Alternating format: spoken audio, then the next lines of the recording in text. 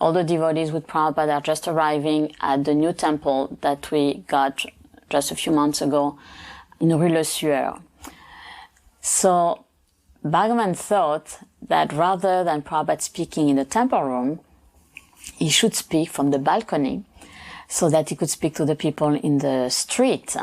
And also he liked the idea that it was a kingly way of speaking, as in the past the French kings would speak from that balcony to the crowds. But he had to ask a permission, so he asked the administration of Paris if it was possible. And the officials told him, yes, it's possible, but you cannot use a microphone. So when he said that to Prabhupada, Prabhupada started to laugh, and he said, wow, this is the way to say yes when in fact you want to say no. And as it's impossible to talk to a big crowd of people without a microphone, they will not hear.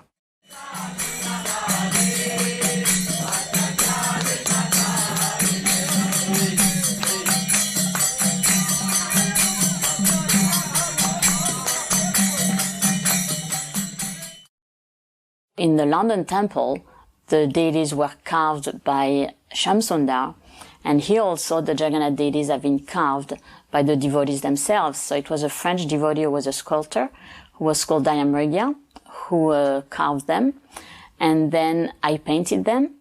And there is two particularities on Subhadra here. That first, she's smaller. She should be a little bit bigger. And the reason is that when Dayamrigya wanted to carve her, he forgot that he needed to have the little top knot on her head. And then when he realized he had to do that, then he had to make her shorter in order to be able to carve the top knot on her head. So that's why she's kind of smaller. She also has different eyes than most of the Jagannath deities. And the reason was that I painted them according to a picture that I got from India, but I didn't like the look of the eyes of Subhadra, so I just changed the eyes and I made them lotus-shaped eyes, which no Subhadra deity ever had in any deities from India.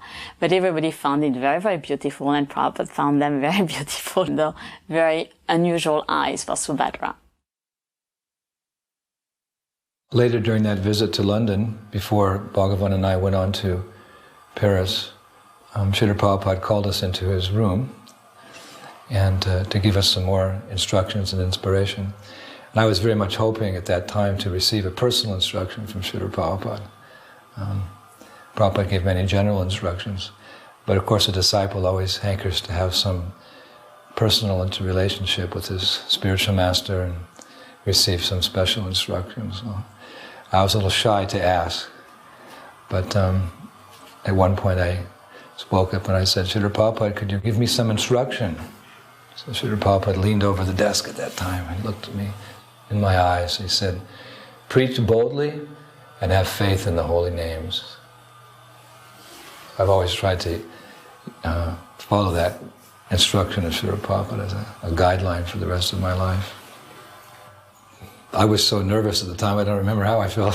I just felt blessed that Prabhupada would see me, notice me, and give some instruction that I could build the rest of my devotional career upon. And then Prabhupada, to further encourage both of us, he reached over into his drawer and he gave me one of his dhotis, and he gave Bhagavan Das one of his undershirts. And he just smiled, and then after a little more conversation, we left for our service in Paris, France. I did wear that dhoti, actually. It was bright saffron. Of course, I was a grihastra at that time, but it was the tadiya, it was the paraphernalia of the spiritual master, and therefore divine. We know that Mahaprabhu himself, in order to encourage his own followers, his own disciples, he would sometimes give them pieces of cloth. A piece of his cloth was sent to Maharaj Bhattaparudra, who worshipped as non-different than the Lord. A piece of his cloth was sent to Gopal Bhatta Goswami in Vrindavan. So this tadiya, this nectar, this mercy of my spiritual master, I took that very seriously. I used to wear that as a chadar, actually.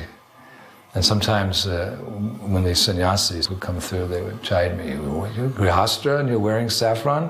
I said, "Yes, this is no ordinary cloth. This is the dhoti of our spiritual master, Srila Prabhupada. I'm not taking it off for anything."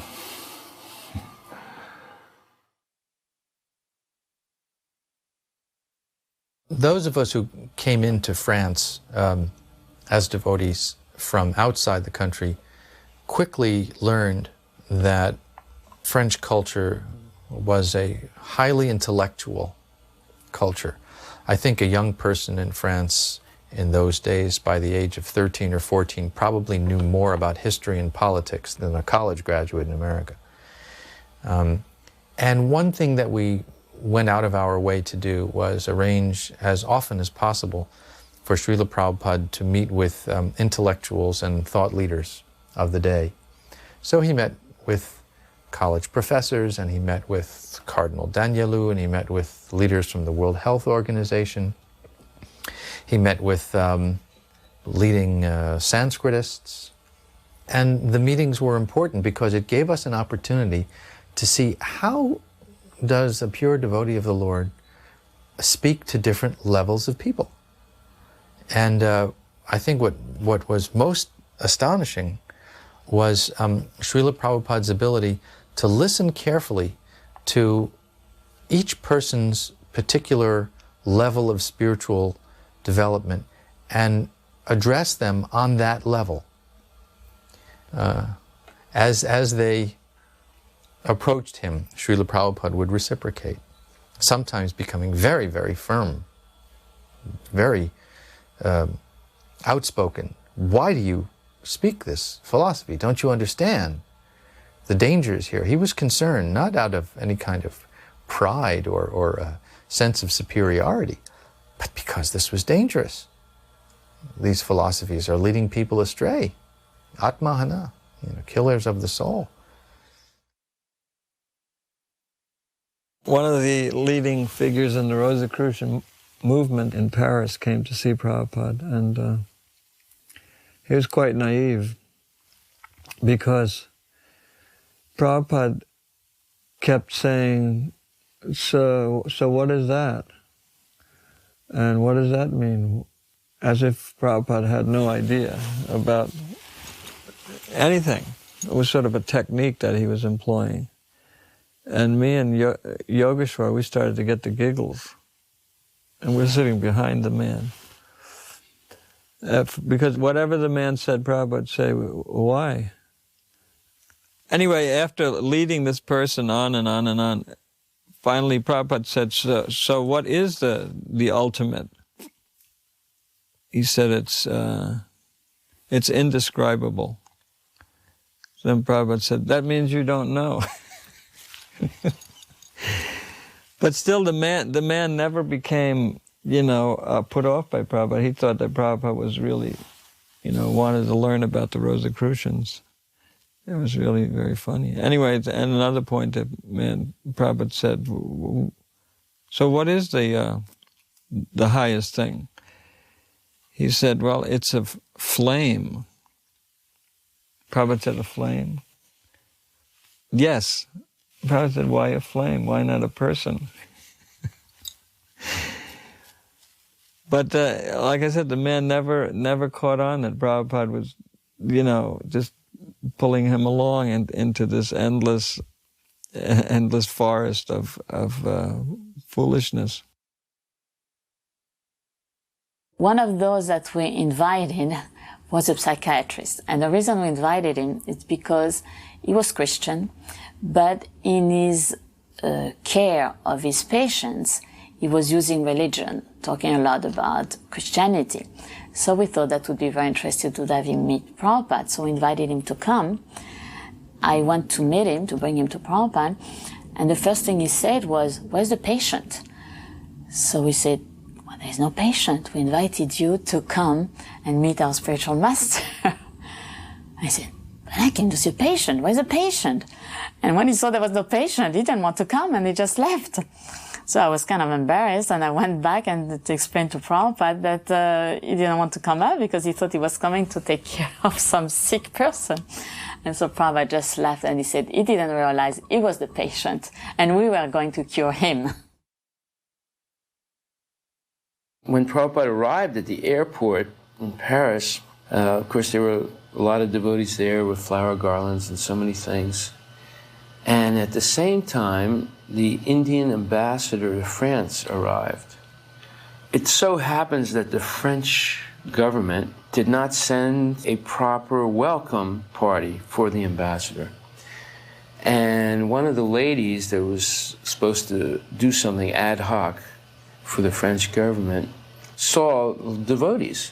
And she thought very quickly, well, you know, we didn't prepare anything, but they look like they're prepared. So she came up and begged the devotees if they would help out, receive the ambassador. And the devotees said yes. Because we already had garlands, we were dressed, we were doing kirtan. So a group of devotees accompanied a few French officials that came and welcomed the Indian ambassador to France and garlanded him and said Hare Krishna. And the French officials that were there, especially one lady, so appreciated that the devotees came at the last minute and really gave a welcome by which the ambassador felt very pleased and honored that she offered to help us out. And the devotees very astutely said, well, our spiritual master has just come. Is there any way you could honor him? And she said, I will do what I can. And she arranged that Prabhupada be honored officially by the city of Paris and by one of the French city officials. So when we received that letter saying that Prabhupada could be greeted officially at the Paris City Hall, the letter was saying how it would be the vice president of the Paris City Council that would be receiving Prabhupada, which is an equivalent of what a mayor will be in America. So that was very, very important personality. In this greeting speech, he was explaining how Paris had always been conscious of the spiritual values. So Paris was very happy to receive someone who is an ambassador of Indian spirituality. And then because Yogeshwar in his letter that explained a little bit of who Prabhupada was, so Mr. Aswad, the mayor, gave some praises of Prabhupada's achievement, saying how it was wonderful that at this age of 70 years old he came to France and started this spiritual movement. So a lot of very, very nice words of appreciation of Prabhupada. This woman here is the official reception director for VIPs coming to Paris. In fact, she was the woman who arranged for Srila Prabhupada's reception at the Paris City Hall. And the protocol was made very clear to us that when we go into the reception room, everyone should stand and the mayor will give his opening remarks and then Srila Prabhupada can reply. The way it worked out was somewhat different. The mayor waited and Prabhupada sat. And the mayor started getting nervous and Prabhupada sat. And then everyone was looking at Srila Prabhupada. And I leaned over and said, Srila Prabhupada, they're waiting for you to stand. Srila Prabhupada looked at me and said, I'm supposed to stand for who? And refused to stand. So the mayor started his remarks and gave his greeting to Srila Prabhupada, seated, probably the first time in the history of the country that anyone had been received in City Hall without standing up. And then when the mayor was finished saying how Paris has always been such a spiritual city, Srila Prabhupada stood at that moment and said, Mr. Mayor, you've spoken very nicely about how France is such a spiritual country, etc. Let us examine what is spiritual. And went right for the jugular. You know, that there is a soul within the body, and any government that is unaware of the difference between the soul and the body is a demonic government. Just like your Napoleon Bonaparte, you should pronounce the name Napoleon Bonaparte, he said, I am France. France is there, and where is Napoleon? The soul is gone. Where has it gone? This is the importance of proper spiritual training, is to understand the difference between the body and the soul. He took seriously what the mayor had just said about the importance of the spiritual values in life. So he told him, the government's duty, the duty of the politicians, the duty of all the leaders of the people is to train the citizens in God consciousness and spiritual life. And if they do not teach the values of spiritual life, how there is a soul different from the body, if they do not teach how there is a God who is a supreme controller, then they are not doing their duty. They are simply doing harm to the citizens.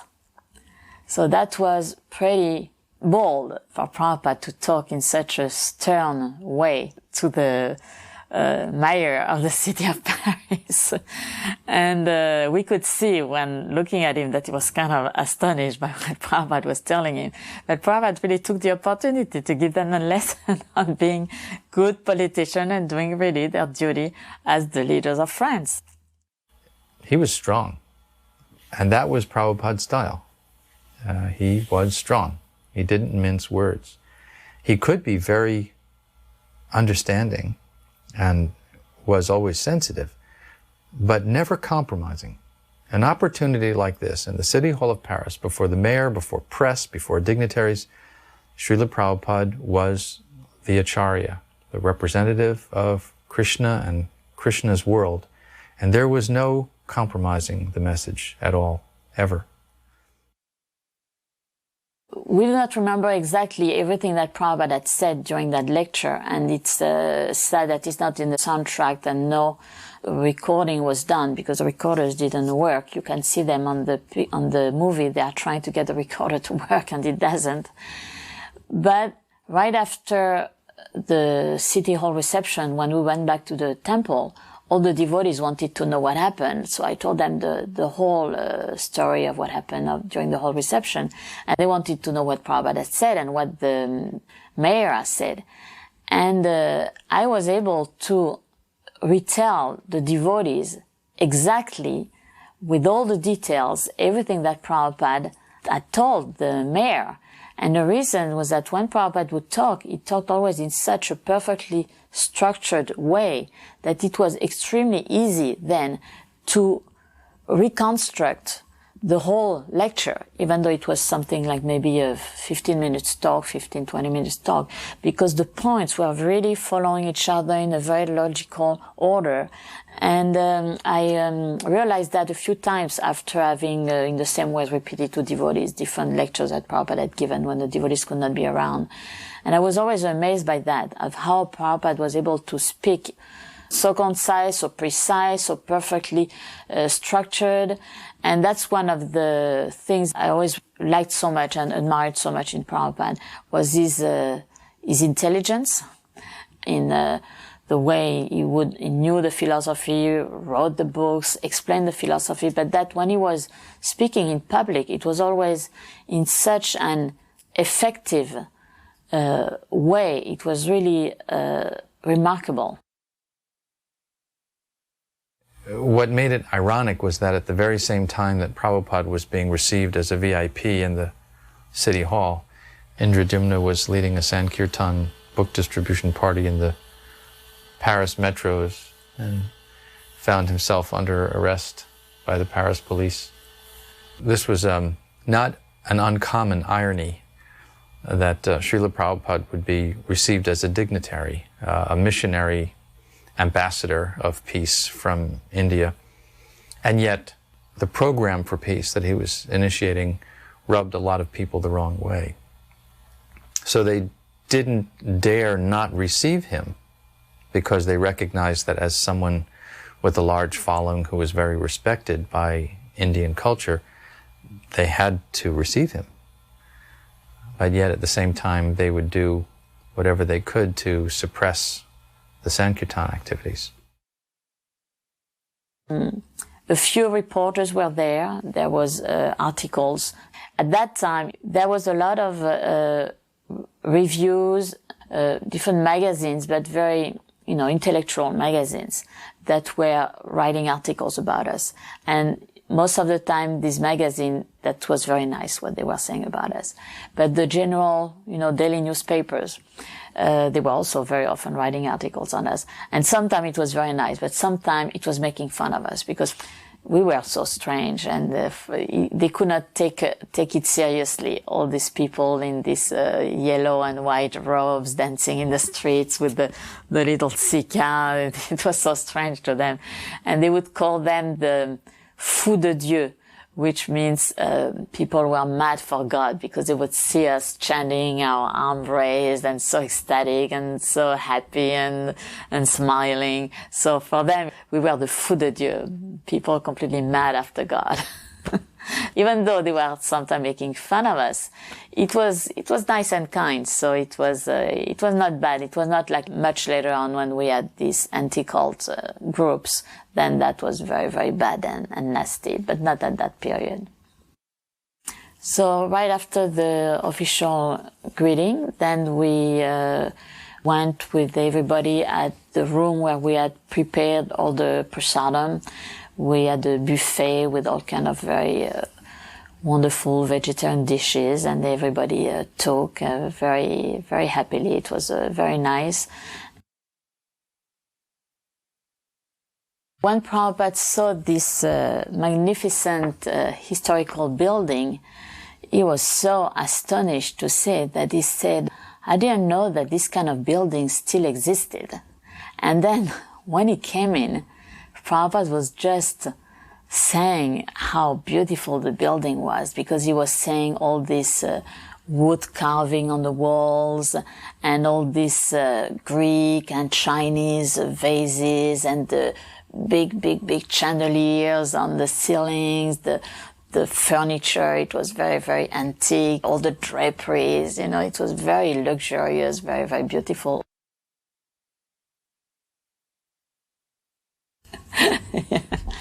So in one of these articles, one of the journalists who was there, he saw that when Prabhupada came in, all the devotees paid obeisances.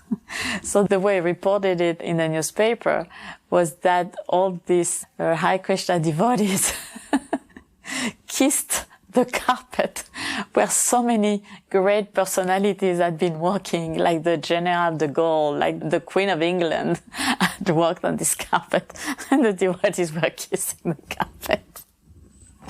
I mean, it's true, that to people who see us doing that, they all interpret it in such funny ways. It's so strange to them. For us, we don't even pay attention to it. It's so normal. But for them, it's really weird.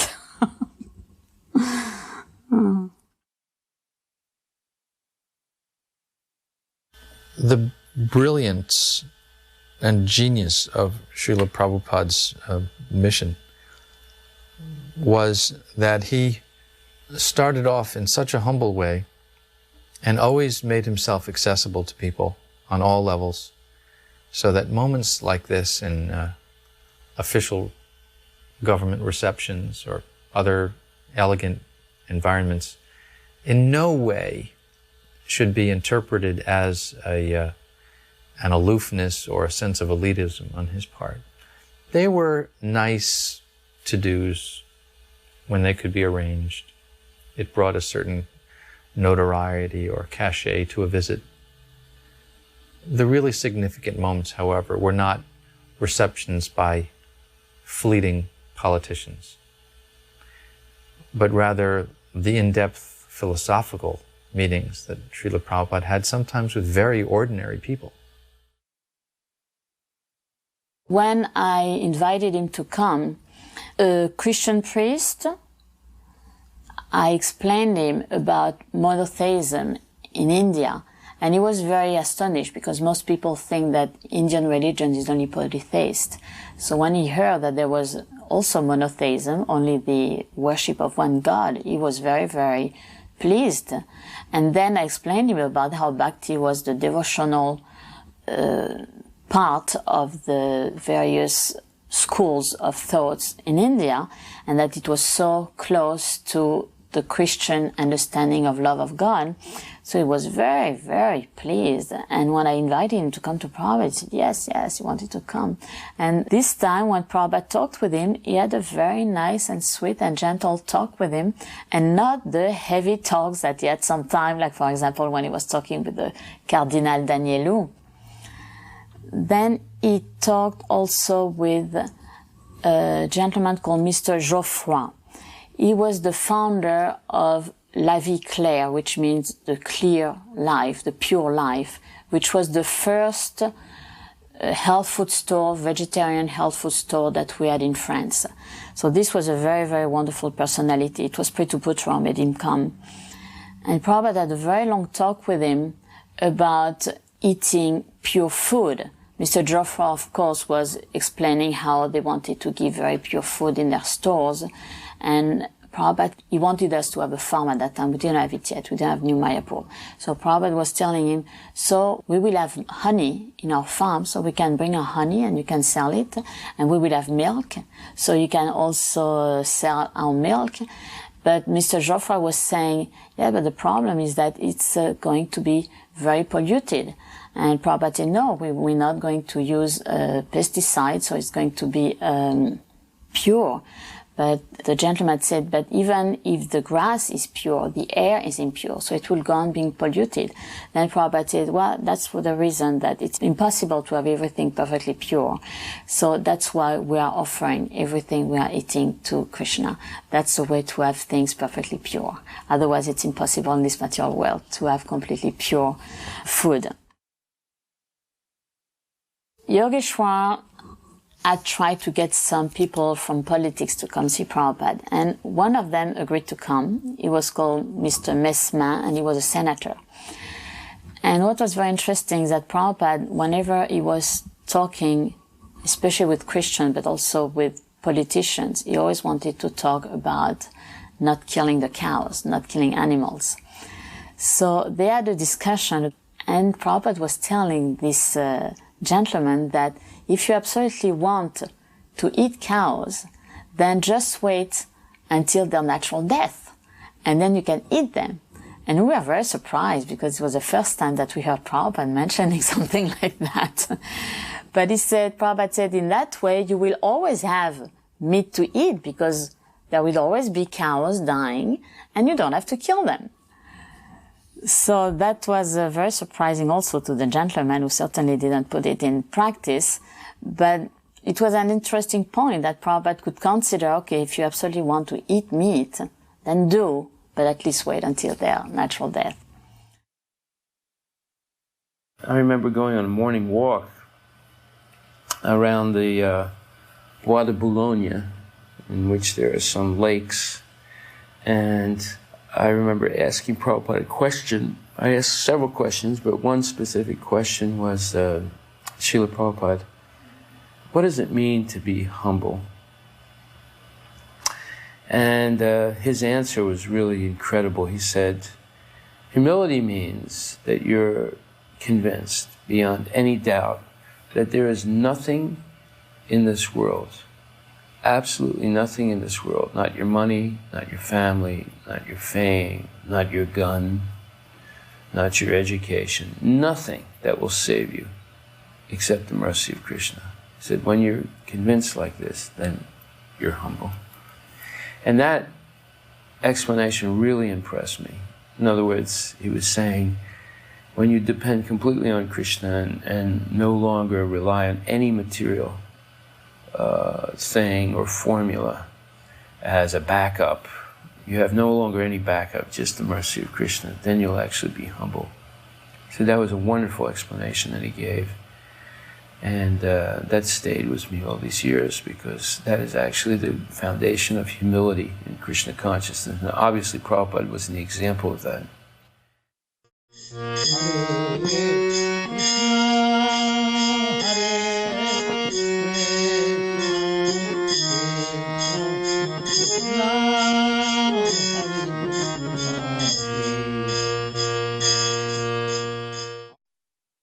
I had made friends several years before with a lady who had a circle of friends that met regularly. She had a center for esoterical and interreligious dialogue. I had spoken at her center several times, so she and I had become very good friends. And it turns out that she was a personal friend of Cardinal Danelau, the chief cardinal of the Catholic Church of all of France. At that time, she was actually dying. And I went to see her, and I begged her if she would do a favor for me. And I told her that Srila Prabhupada was visiting, and he had been received by the city of Paris officially. And I begged her if she would please help us arrange a meeting with Cardinal Danelau, and she agreed. Paris in these early 70s was a very political environment, and Cardinal Danelau fit right in. He was known as the Bohemian priest. He had a very strong following among young people, even though young people for the most part were very anti-religion. If anyone had an ability to circulate among them, it was Danelau. He managed to maintain a very broad-minded and open-minded position among young people. Danelau, in his own way, was making a contribution, I think, reaching out to young people who were completely atheist and attempting to bring some sense of the value of a God-focused life into their purview.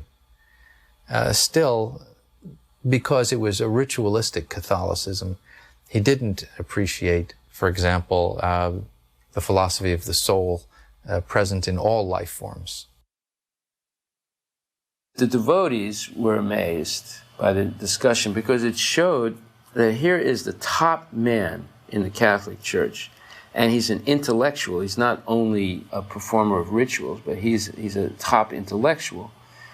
And in the presence of Prabhupada, he was not able to discuss significantly the topic of compassion and nonviolence, and he was unable to comprehend the subject.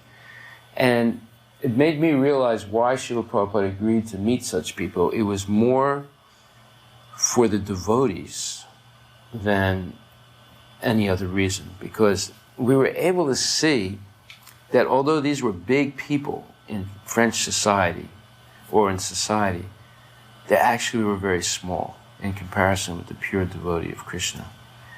And that was important for the devotees to see.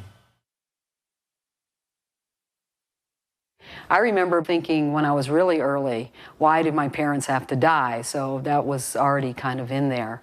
And then the Bible school and the Christians having fun things, and you'd go to that and spend a week, and they tell you stories about Jesus, and it always seemed very attractive to me. And then as I got older, I started going to churches with friends and different Protestant churches.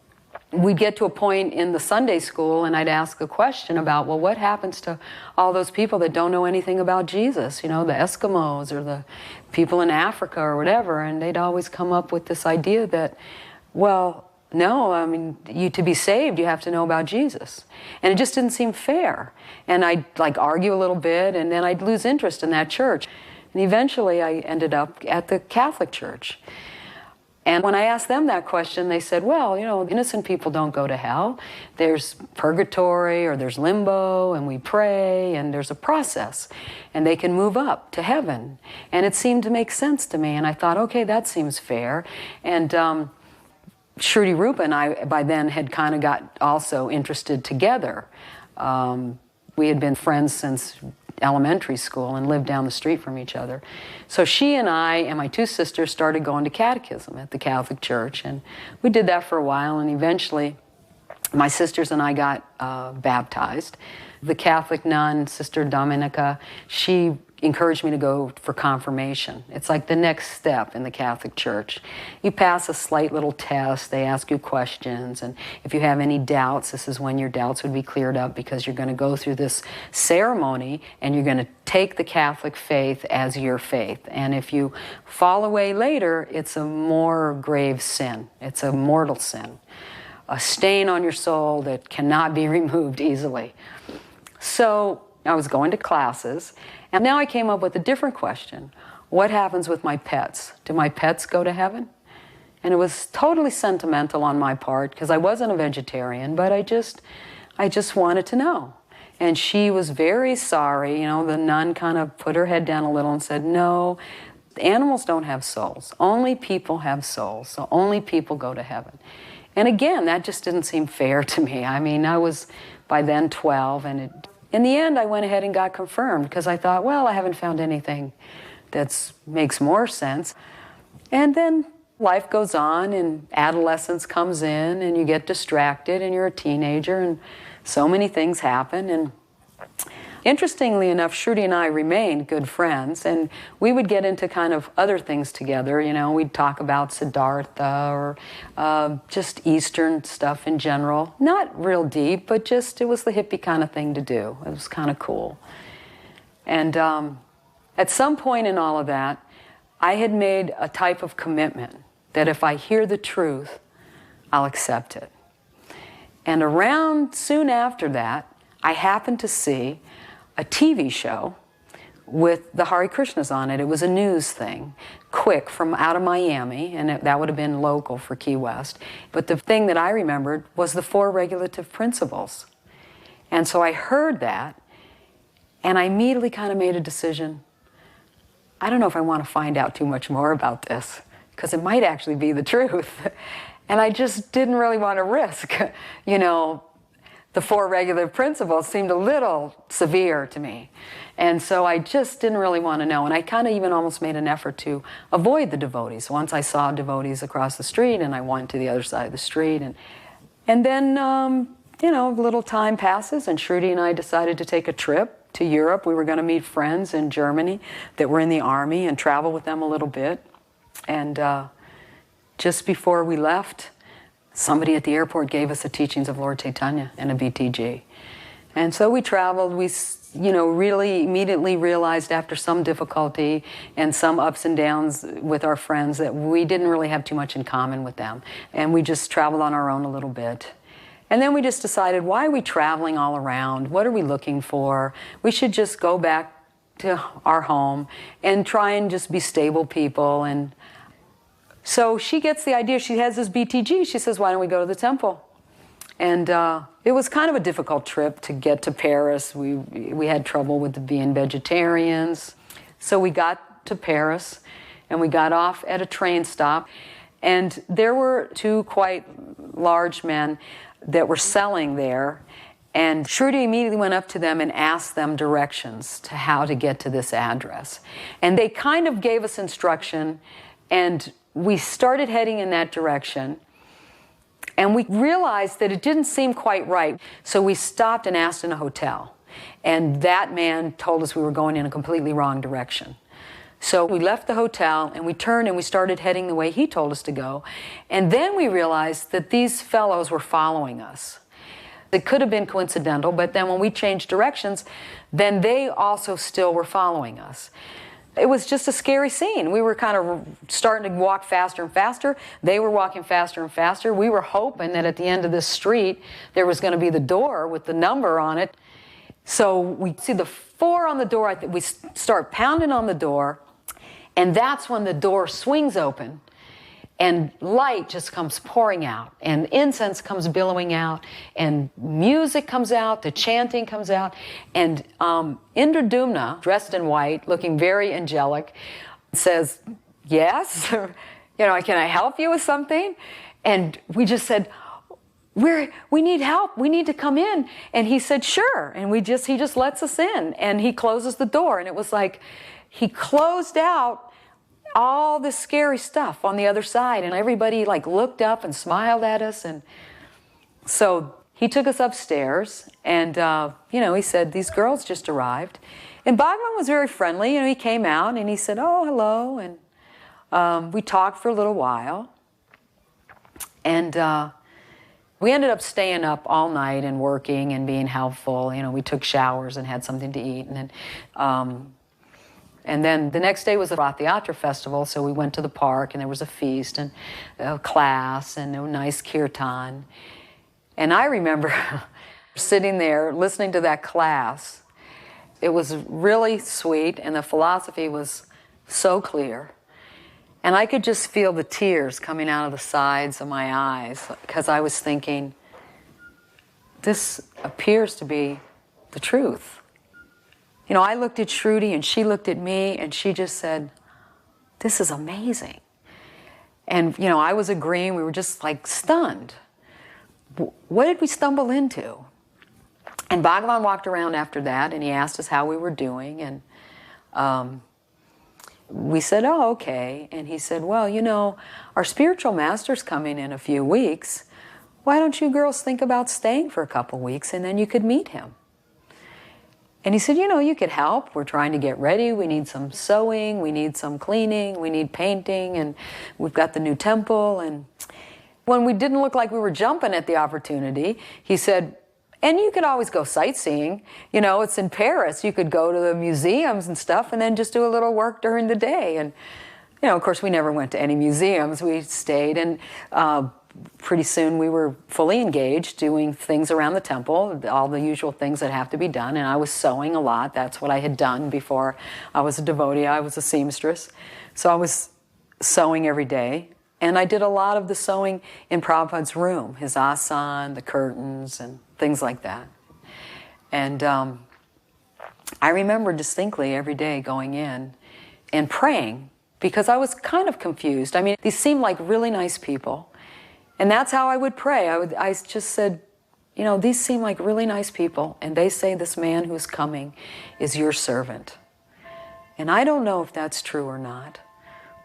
But in case he is, I would like to be a little bit helpful. And I would like to know if he is. So that was kind of the mood. And that went on for a few weeks. And then Srila Prabhupada did come. And, you know, it's a flurry of excitement because he didn't come to France very often. So the devotees were really getting ready with programs and people to come see him and, you know, dignitaries and educated people. And everybody was real excited. When Prabhupada came in, I remember him sitting on the Vyasasan talking, but I can't really remember what he was saying. I don't really remember really connecting with him. I mean, he seemed nice enough, but I was more kind of involved in the activity. There was always something to be done and, you know, somebody directing you, take this here, take that there. And so everybody was very gracious. And I particularly remember that Yogeshwar was very gracious. He was always trying to include, and I was still kind of bewildered. And Yogeshwar was really excited about Prabhupada speaking to this cardinal. And he was playing it for us. And, you know, I was interested, and so he starts the tape, and Prabhupada's speaking with Cardinal Danelau, and we're listening, and, you know, there's translation, and you're getting the gist of it, and it seems like two elderly gentlemen that seem to be equally dignified, exchanging ideas about spiritual life, and it's kind of vague, but I got the gist of that, and it flows, and all of a sudden, out of the blue, Prabhupada says, "What about the animals?" And even today, I mean, without a doubt, even today, I get like chills when I think of that because I went, "What?" And Prabhupada says, "What about the animals?" And he goes into a whole thing about the animals, and the cardinal says the same thing that the bishop had said to me years before. Well, the animals don't have a soul, and he makes all these justifications. You need the meat to eat, and people, it's more important to feed people. And Prabhupada answers one question after another, and the cardinal persists. It seems to be almost I won't say a battle, but you know, Prabhupada's he won't let him off the hook. And he brings up the analogy of if a man has two children and one child has diminished capacity, does he love the one that's not so intelligent less than the one that's qualified? And of course the animals have a soul, and of course the animals, and I mean, it never fails to move me. All of a sudden I felt this real clear understanding, almost like a voice. Yes, this man is my servant. Yes, this man will answer your questions. He will answer the questions you forgot you had, and the questions you haven't even thought of yet. I mean, it was like so clear that I was stunned. So I didn't have a doubt. I've had lots of ups and downs, and I never had a lot of association with Prabhupada, but I just felt that Krishna had answered that request. I had had that simple request. I would like to know.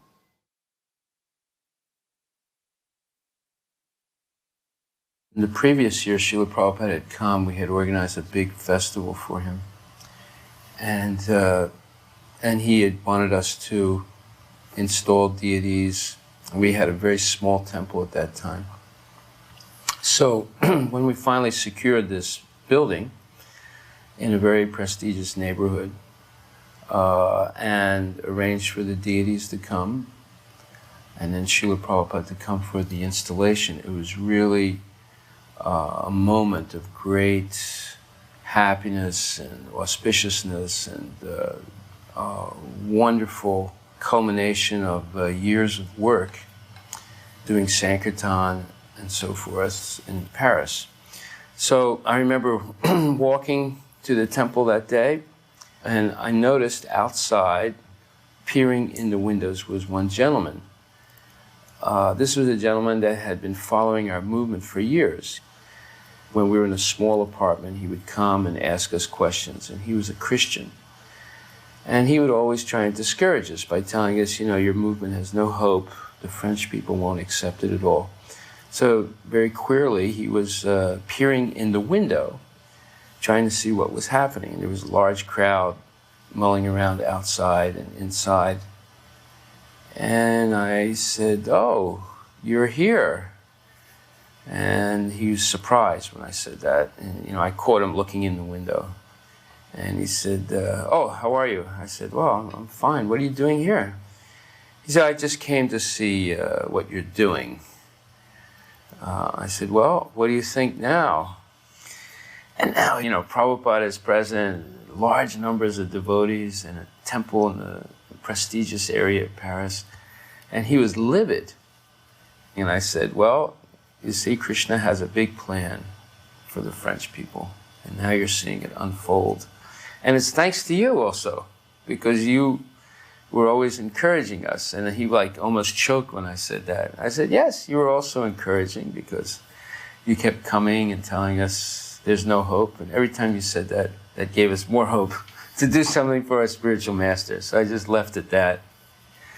So it was really wonderful walking into the temple and seeing all the fantastic preparations.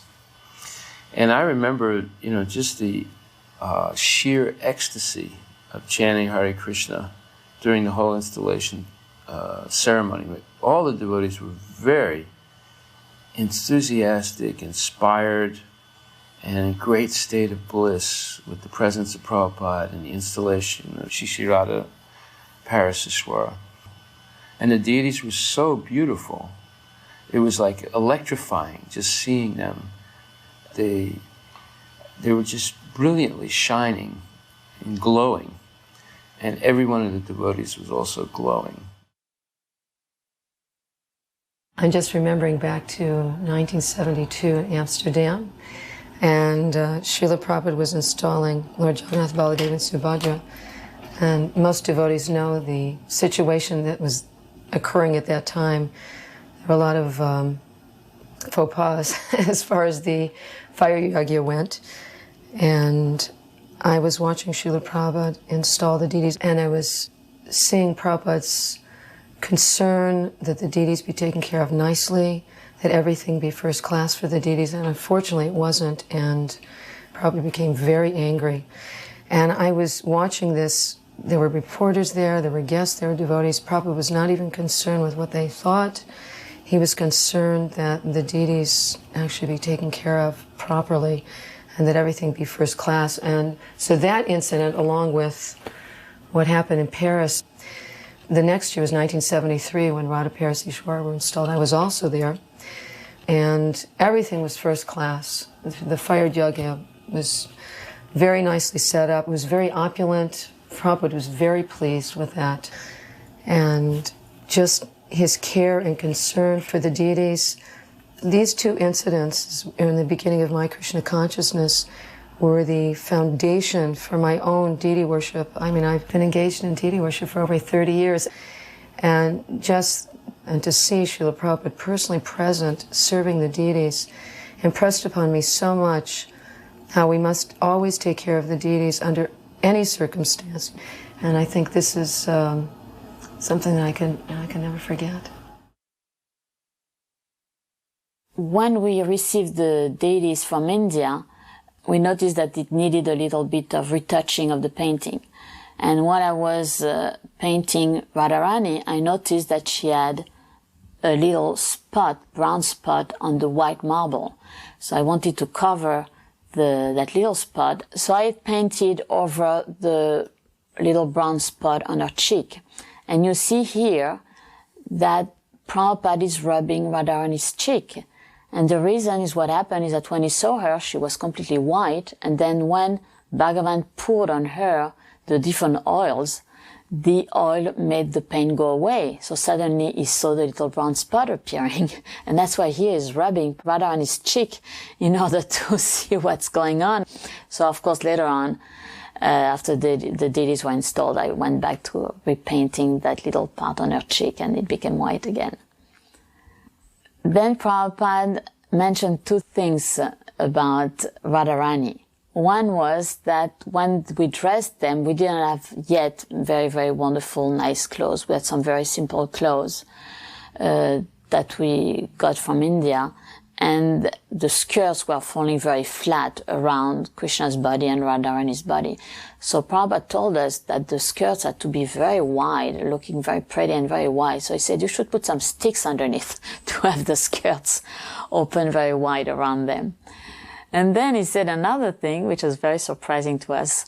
He said that Radharani has come to France as the most beautiful French girl, because in the whole world, the girls with the most beautiful faces are the French girls.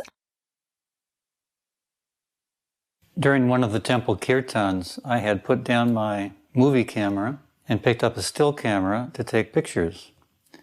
I took a few pictures and then put that down and joined the kirtan. As I was dancing in kirtan, I turned to Prabhupada. He was motioning for me to come over. So I approached the Vyasa-san, and he said something I couldn't understand because of the loud kirtan. So I put my ear very close to Srila Prabhupada's mouth, and I heard the words, "Never put down your camera." Immediately, I ran over to the camera, picked it up, and started taking pictures.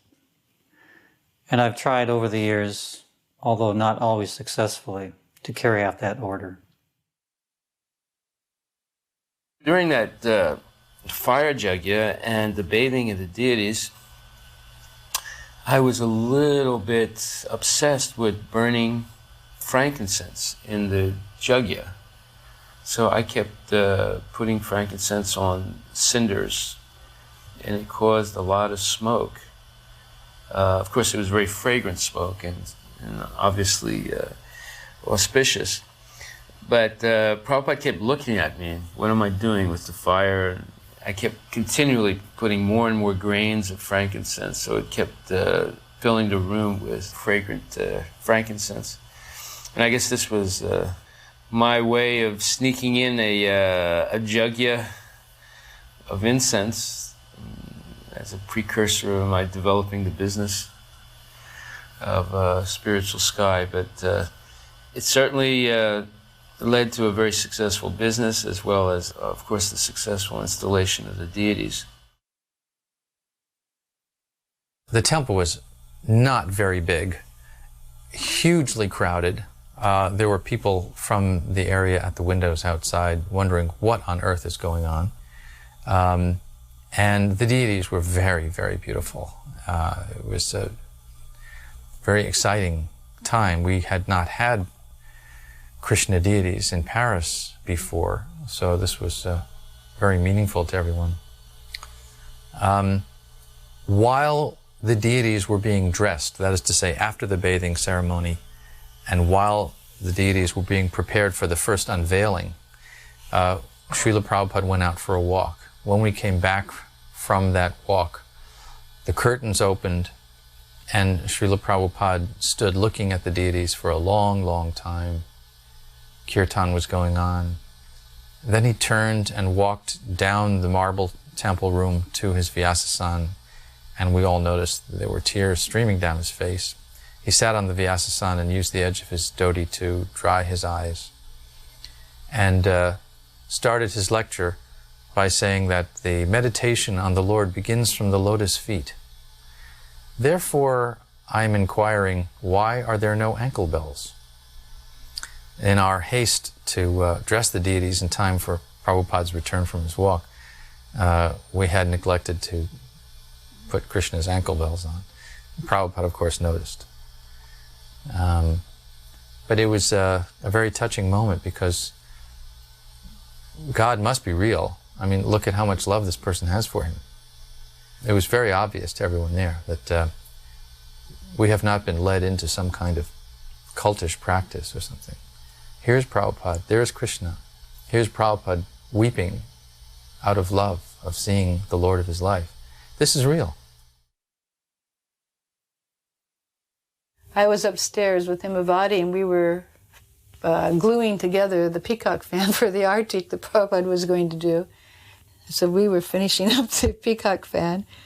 And I remember when it came time to offer the camphor, you know, usually we'd put a little ghee wick and sprinkle a little bit of camphor on it. Prabhupada he didn't want that. He sent it back up, and he wanted a big chunk. So he put a big chunk of camphor, and then he, you know, the big billowing camphor, you know, we'd never do that because it would make black and everything, you know. So we would be very conservative, put a few sprinkles. But he wanted a big piece. And then, you know, and then the fan was okay. He used the fan.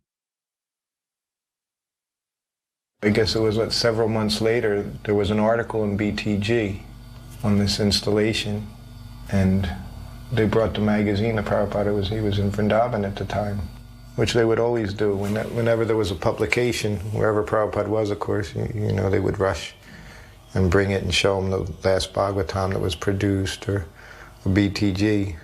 So he was at his sitting desk right here at Krishna Balaram, and they brought in the BTG, and Prabhupada started paging through it, and it had the pictures of the deities on the altar. And Prabhupada looked at the one picture, and in the picture there was Krishna and Prabhupada. You could see, you know, the shot that was taken was Prabhupada and Krishna. And Prabhupada smiled. He said, just see. He said, I am looking at Krishna, and Krishna is looking at me. After the installation, when Prabhupada did the arti, he performed arti for the deities, and that really amazed all of us. And I remember playing the mridanga and standing very close to Prabhupada. All the devotees were so happy. It's just incredible. And Prabhupada was meditating on Radha and Krishna while he was performing the arti. And I had never seen Prabhupada perform arti before that, and it was quite an experience. He took his time, and he meditated deeply on the deities, and it infused everyone with, you know, deep spiritual ecstasy.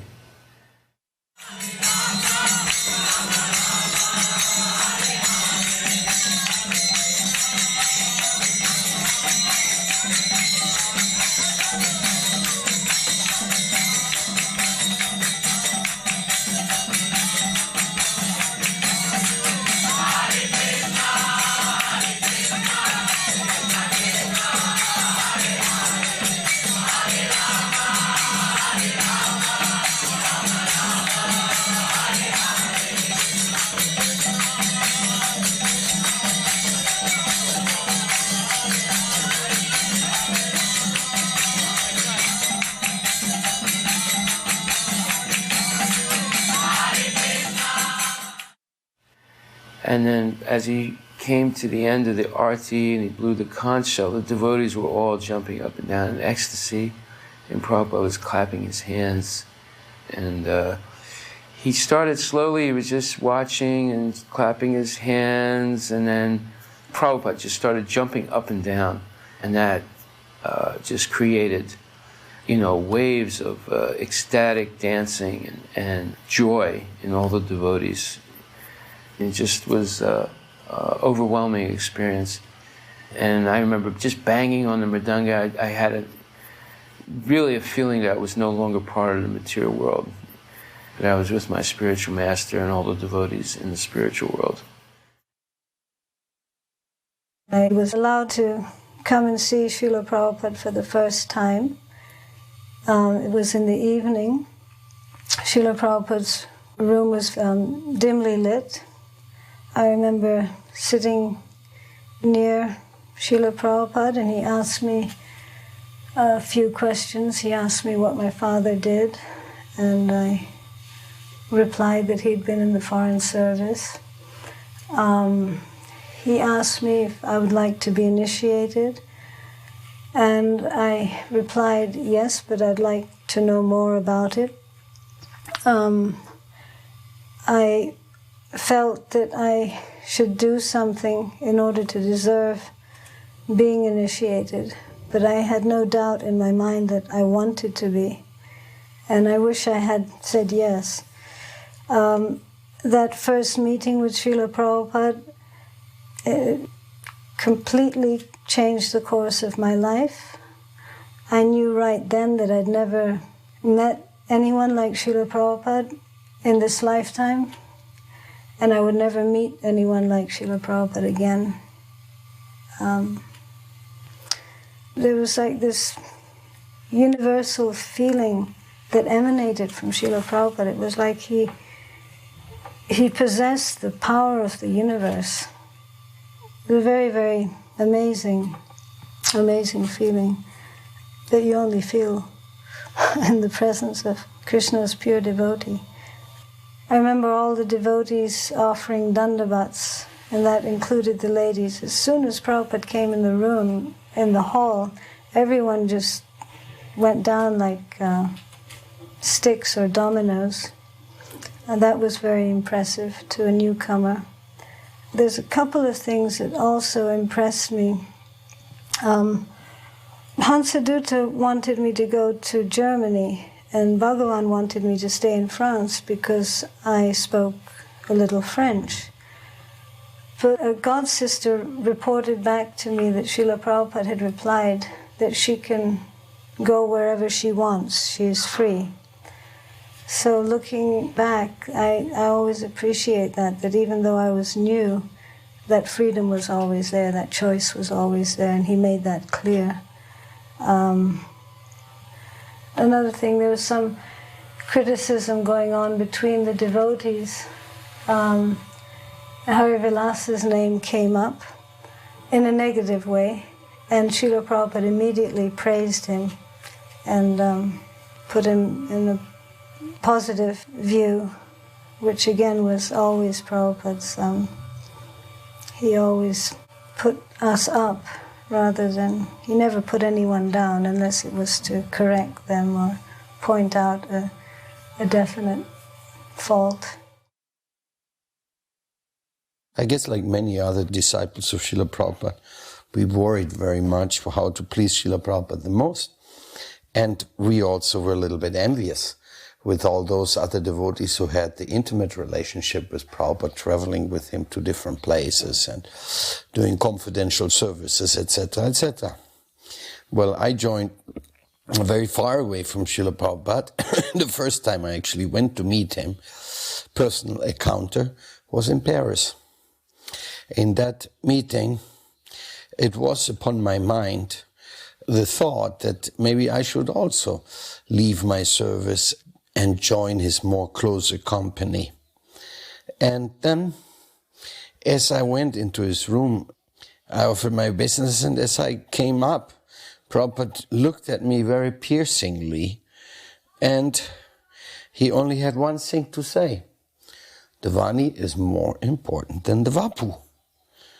And then he went into lengthy details to say that some devotees, they are very close physically to the spiritual master, but they don't understand what he really wants to be done, and they cannot catch that. Whereas another devotee who is very surrendered to the spiritual master, in some very long distance from him, he may get his most intimate blessings. So when he said that, I was immediately cool in my brain, and I could immediately see the capacity of Prabhupada to harmonize my feelings. Hare Krishna, Hare Krishna, Krishna Krishna, Hare Hare, Hare Rama, Hare Rama, Rama Rama, Hare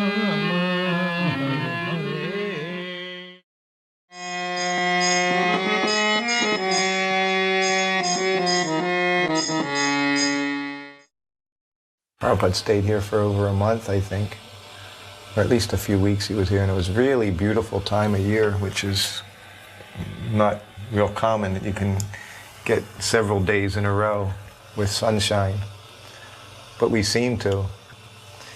And Prabhupada even commented about it. He said, England's very nice, but when the sun shines, he said, it's like one of the nicest places in the world. And he would come here every afternoon and sit down right on the lawn. And at this time, they had just published a book, Lord Chaitanya in 5 features. So that was like the first volume to come out of Chaitanya Charitamrita, the Adi Leela. So we had a copy of that. And when Prabhupada would sit down here in his place, sometimes he would have me read from there. Prabhupada always would sit and like to listen from his books, either read them himself or hear others read them, and he enjoyed hearing the philosophy that he was translating for us, and always enjoyed it in the same mood that we did, just relishing Krishna Katha. Anyway, the one day I remember I was reading from this book, and of course it had the transliteration, had the Bengali in there, so I was just reading, and Prabhupada had an audience, and there were some Indians in there. And he was very happy. He said, just hear him, he said, just see how nicely he reads this Bengali. He said, even he has no experience, he said he can read it so nicely. So again, he always appreciated, he had made devotees, and he liked to see them, that they were capable in doing these things, So he liked to show the Indian community, what he had done. He had turned these Westerners into devotees, into Vaishnavas. And Prabhupada liked the simple things, sit outside. So in the afternoons, if the weather was nice, he would sit out there. From his quarters, of course, this whole area, this is what you would see from his sitting room. And sometimes he would, again, as he would walk around in his room chanting, and he would just look out the window onto the lawn and the trees.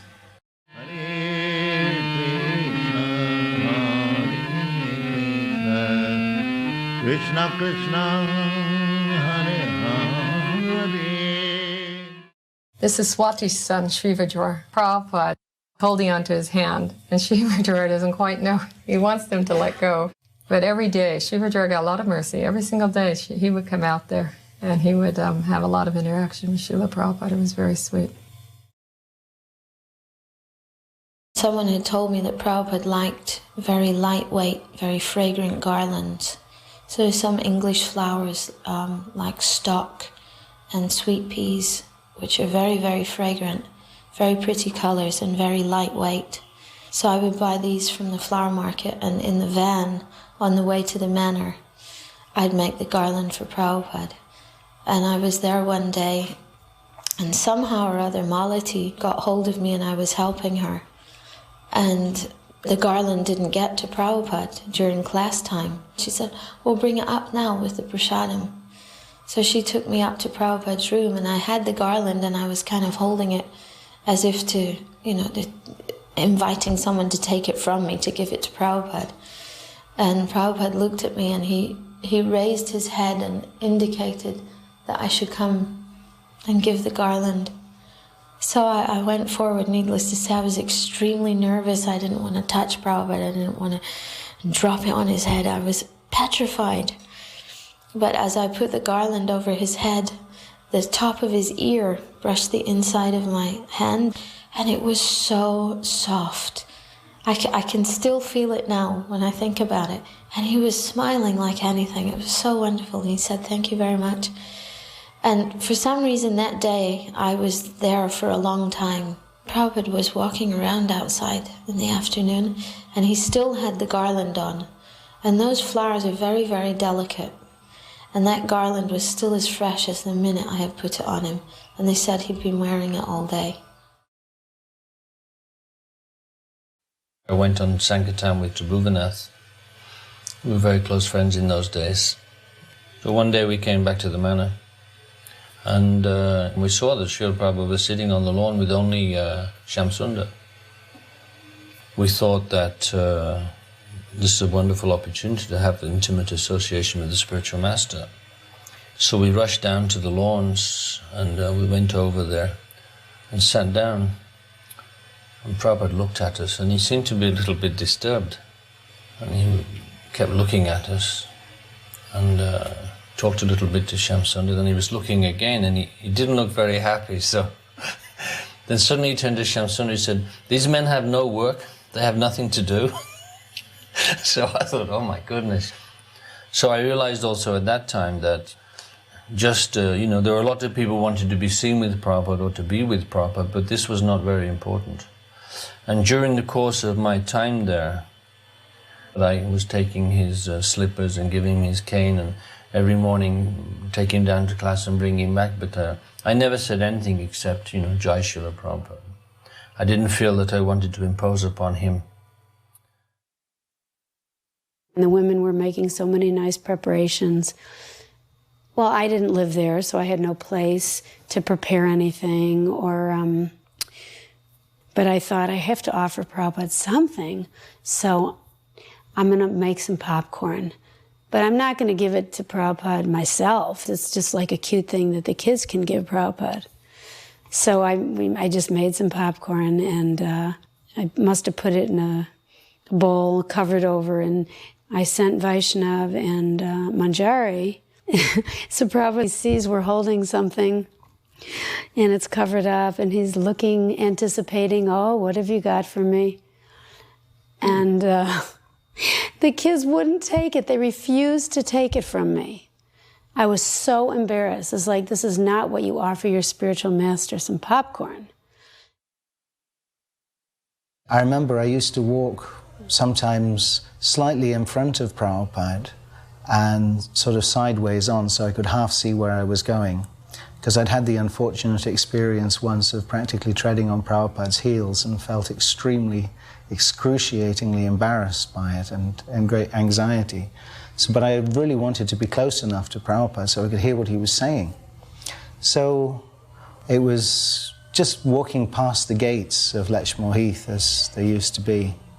And Prabhupada was talking about how there are so many glowworms in the age of Kali, so many people trying to offer spiritual solutions. And then he looked at me right in the eye and said, "So what is the use of so many stars when with one moon you can light up the whole night?" And it was such a touching experience, Prabhupada talking in that way, directly looking in my eyes so deeply, seeing for the first time Prabhupada's depth of purpose. It felt like Prabhupada was asking, "So when you were going to become a moon?" Because this is what Prabhupada wanted to do. He wanted us all to become moons. Prabhupada on his way to his throne.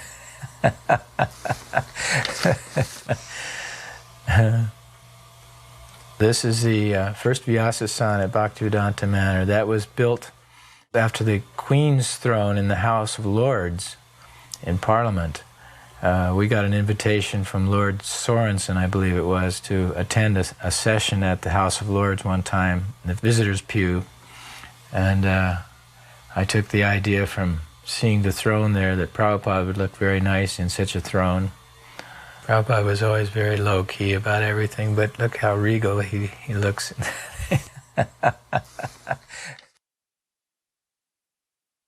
Then he went into the temple room, and they'd built a Vyasasan, incorporating the railings from the staircases. And it was very big. And Prabhupada looked at it and he asked, "Oh, who's this for? This is for Lord Shiva?" And about 6 o'clock in the morning, I was sitting on the Vyasasan, sideways on, painting these lotuses. Everyone had been up all night, and the temple room was a whole hive of activity. And I must have nodded off. And I opened my eyes, and I was sitting there with the paintbrush still in my hand. And the temple room was empty. And the door that Prabhupada used to walk through out onto his morning walk was open. And there was one devotee there. I said, "Has Srila Prabhupada been through already?" He said, "Yeah." I said, "Did he see me here on the Vyasasan?" He said, "Yes, of course." And what did he say? "Prabhupada saw you there sitting on the Vyasasan with a paintbrush in your hand, sound asleep," and he laughed. Where we get people together is politics, and I thought, I better ask this question. And I said, "Prabhupada, sometimes I have a question, and it's too detailed for the scriptures, and the spiritual master isn't around. What should I do?" He said, "If you chant Hare Krishna very nicely," he said, "all the answers will come from within." There was this English fellow who came. He was in his 30s. I can't remember his name. And he was rather disturbed over the story of Junior Haridas, that he had committed suicide for seemingly such a small offense. Lord Chaitanya chastised him so heavily. So Prabhupada explained it this way. He said, Junior Haridas, he went back to Godhead. He said, just because the father chastises the son, it does not mean he does not let him back into the house. One day we were sitting in Srila Prabhupada's room, and all of a sudden George Harrison walked in with a group of Indian people. And he paid obeisances, and he was very excited that he had a song he wanted to play for Srila Prabhupada. The song was "Krishna, Where Are You?" And he had produced it and played instruments on it, and Lakshmi Shankar, who was with him, sang the song. So Prabhupada listened to it, and as he was listening, he was smiling and tapping his knee in rhythm. And then afterwards, Srila Prabhupada said, "Yes, this is the proper mood, always searching for Krishna. Not that we have found Krishna, but we are always searching for Krishna, just like the 6 Goswamis." Of course, George was very, very happy. He and Srila Prabhupada had a wonderful relationship. When George walked in and paid obeisances, you could really see his great feeling and humility. "Krishna, Where Are You?" can be found on the album Shankar Family and Friends, referring to Ravi Shankar. The words are, "I am missing you, O Krishna, where are you? Though I can't see you, I hear your flute all the while. Please come wipe my tears and make me smile." Here's a short cut from it.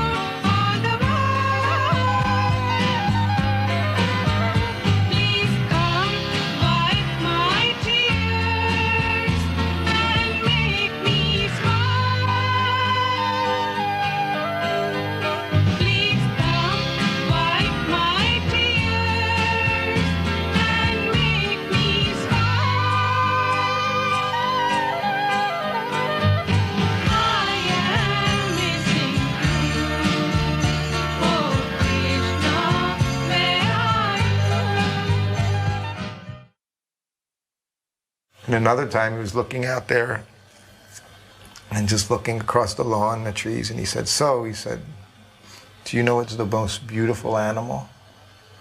And, you know, whenever Prabhupada would ask you a question like that, of course, you either wanted to know the right answer and say it, or you didn't want to say anything at all because you didn't want to say the wrong answer. So, of course, I was thinking different animals, and I thought, what, you know, you had to say a cow, you know. Krishna loves the cows, you know, he's Govinda. So finally, after a little bit, I said a cow, and Prabhupada just laughed, and he said, no, he said, the horse. He said, the horse is the most beautiful. He said, its body and its muscle structure. And I said, oh, yes, Prabhupada. A lot of devotees don't know this, but actually Prabhupada did name the land New Gokula. And that's why he named the deities Radha Gokulananda. And he wanted the main activity there to be Goraksha, or cow protection.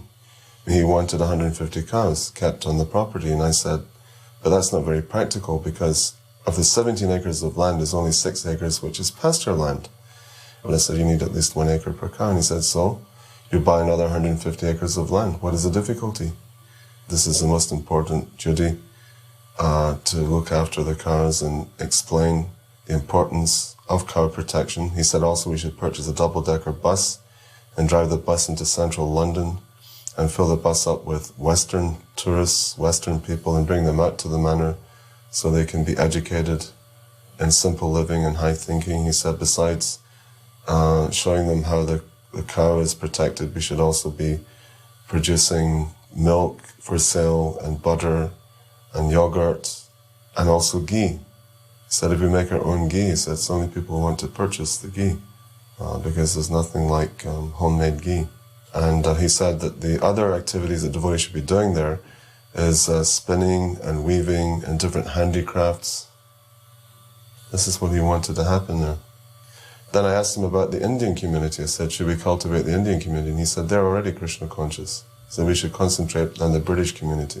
He said, they know nothing about Krishna. During this time, Shyam Sundar had a program where he was inviting different prominent persons to come see Prabhupada for darshan, and celebrities. It was during this time that Donovan came to see Prabhupada, and Schumacher, I think he wrote a book called Small is Beautiful. Lord Brockway. One reporter during a darshan asked Prabhupada if we worked. Prabhupada said, no, we don't work. Why should we work? We're the sons of the richest man. Then he said, you see this manor, right? What do you think it's worth? So the reporter said, £500,000 or more. He said, so do you think that if you worked your whole life, you would have enough money to buy it? And he said, no. He said, well, you see, we don't work, but we've got it. Someone gave it to us. So why should we work? We get everything we need. In 1971, Prabhupada had a pandal in Delhi, the first pandal. And these deities were used for the pandal, and then afterwards, they were just sitting. And then there was discussion that we would eventually get a new temple, because Bury Place was becoming too small. So then Prabhupada mentioned that these deities were available. So immediately Dhananjaya, called up India and started the action of, can we get these deities over here? So it was already set in motion, and then Srila Prabhupada said, well, where's the money? Because one man had volunteered to pay for the deities to be sent over, but he hadn't handed the money in hand. And Prabhupada said, no, he said, don't do anything until you get the cash in hand, because we had no extra money at all. So when Dhananjaya called again to try to stop, wait until we get the money, the deities somehow, they had cleared them through customs. They were already on their way. So Prabhupada made the comment. He said, well, if Krishna wants to come, who can stop him? So then Radha Gokulananda arrived, and they set up in the Pujari room in Bury Place for about a year before they came out here. And we hadn't had the manor. We didn't even know where we were going to have a temple at that point. And then Bhaktivedanta Manor was found. And so Radha Gokulananda were always, destined to come to the new temple wherever it was going to be in England. They came with 7 outfits. It was meant to be installed on Janmastami, and we did it on Janmastami. And now he's offering. This is the first offering to the deities, and Prabhupada is personally offering the deities their bhoga. Prabhupada's very involved in the whole installation. He comes down into the temple room. They're about to offer him a garland. He doesn't accept the garland because there's none on the deities. And then he personally supervises the bathing of the deities. And he personally supervises the men that carry the deities and put them up. And then Malati dressed Krishna, I dressed Radharani. And then he came in, and it was personally, he's hurrying us up, to dress the deities quickly. Prabhupada was, you do it in a certain amount of time. The deities, they were originally meant to have gone to Scotland, but I guess Krishna's desire was to stay at the manor because that's where they ended up. Anyway, I picked them up from the airport. We had this Russian vehicle at the time, and I remember driving this vehicle out to Heathrow Airport, to the cargo area, and there were the 2 boxes with the deities in them. And I'm trying to think, if I just say deities, will he understand? And also, I knew a little bit about packing deities. And quite often, deities arrive broken. Generally, they actually weren't broken in transit, but in the opening of the box, they would take some crowbar or something and apply pressure, and that was when they would break. So I was very worried about, if I had to open them up, how would it be done? And, so I said, all right, now, what's this? So I very authoritatively said in my best authoritative voice, this is the Supreme Personality of Godhead and His eternal consort. And, they didn't flinch, they're British. And I said, it's for a temple, religious. That was it, they let it go. It's 2 big boxes, they didn't open them. And this was such a beautiful place that George Harrison had purchased and given to Srila Prabhupada and the devotees.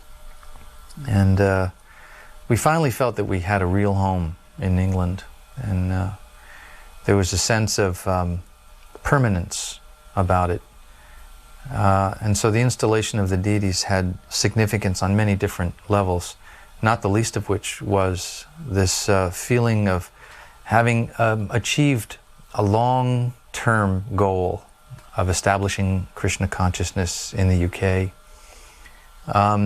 which of course had historic significance as well as emotional significance. I mean, England having been the invading force that had governed India for so long, and now Krishna consciousness coming to England and establishing itself permanently as the spiritual force in England was very significant.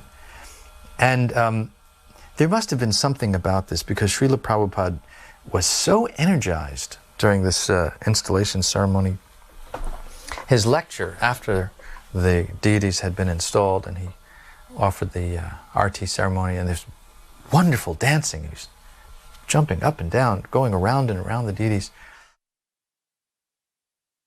When Srila Prabhupada offered the first arti to Sri Sri Radha Gokulananda, I was photographing him.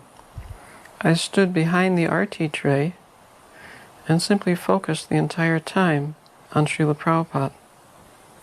And as I was doing that, I was struck by how gracefully he offered the different items. The beautiful circles he made with the ghee lamp and the little circles within the circles. And also I was even more struck by how focused he was on Sri Sri Radha Gokulananda. I was certainly focused on him, and all the other devotees pretty much were focused on Prabhupada. But Prabhupada was focused on the Lord and on pleasing them. This whole event was not about him, but it was about the pleasure of Sri Sri Radha Gokulananda and the pleasure of his spiritual master. Looking at him as I was, I could feel that. And when he finished the arti, and he started circumambulating the deities, again his movements were very graceful, very rhythmic, and it was for the pleasure of the Lord.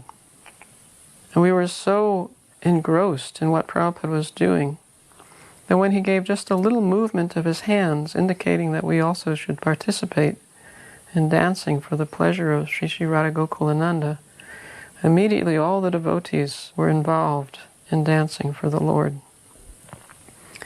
And it was an ecstatic moment. We were so delighted to be part of this historic event that now Srila Prabhupada had a firm base, a beautiful base, Bhaktivedanta manner, where Krishna consciousness could be expressed by his followers.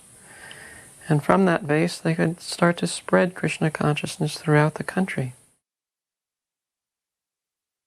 When you got to do service, personal service to Srila Prabhupada, I always felt like I was in another world, you know what I mean? You were just so wrapped up in the service that you were performing and so intent on doing that, that everything else, you know, almost nothing else, that probably the world could have blown up around you and you wouldn't have noticed that that had happened. So this is Prabhupada doing this arti, and to be personally so involved and be able to dress the deities and being in the deity room when Prabhupada offered the prasadam and now doing the arti, you know, it was definitely a very exceptional feeling. And after, you'll see when he comes to the point where he starts circumambulating the deities and then invites the whole temple room into the deity room. There's a lot of space. This is a big room, so there's space behind the altar. At very few occasions I felt just this amazing energy. Every time Prabhupada danced, or he raised up his hands for people to dance, there was this energy, and just the whole, you know, everyone felt it, and you were just lifted off your feet by this ecstatic energy. Be able to do that with Srila Prabhupada and dance with him so closely, it was absolutely amazing. I was serving in Bury Place at the time, and it wasn't my time to go out to the manor. We all had turns. But I just felt there was no way that I could miss this installation of Krishna by Prabhupada. And I ran away for the day. I didn't actually get to see very much of it because there were so many devotees there and it was so crowded. I just remember seeing Prabhupada placing a garland over Gokulananda when he was standing in the steel bowl on the floor. But then once the curtains were open again, when the deities were dressed and Prabhupada had performed arti, he led everyone in circumambulation around the deities. And he danced all the way around there. And everyone was just beside himself with joy in seeing Prabhupada's happiness at having Radha Gokulananda there.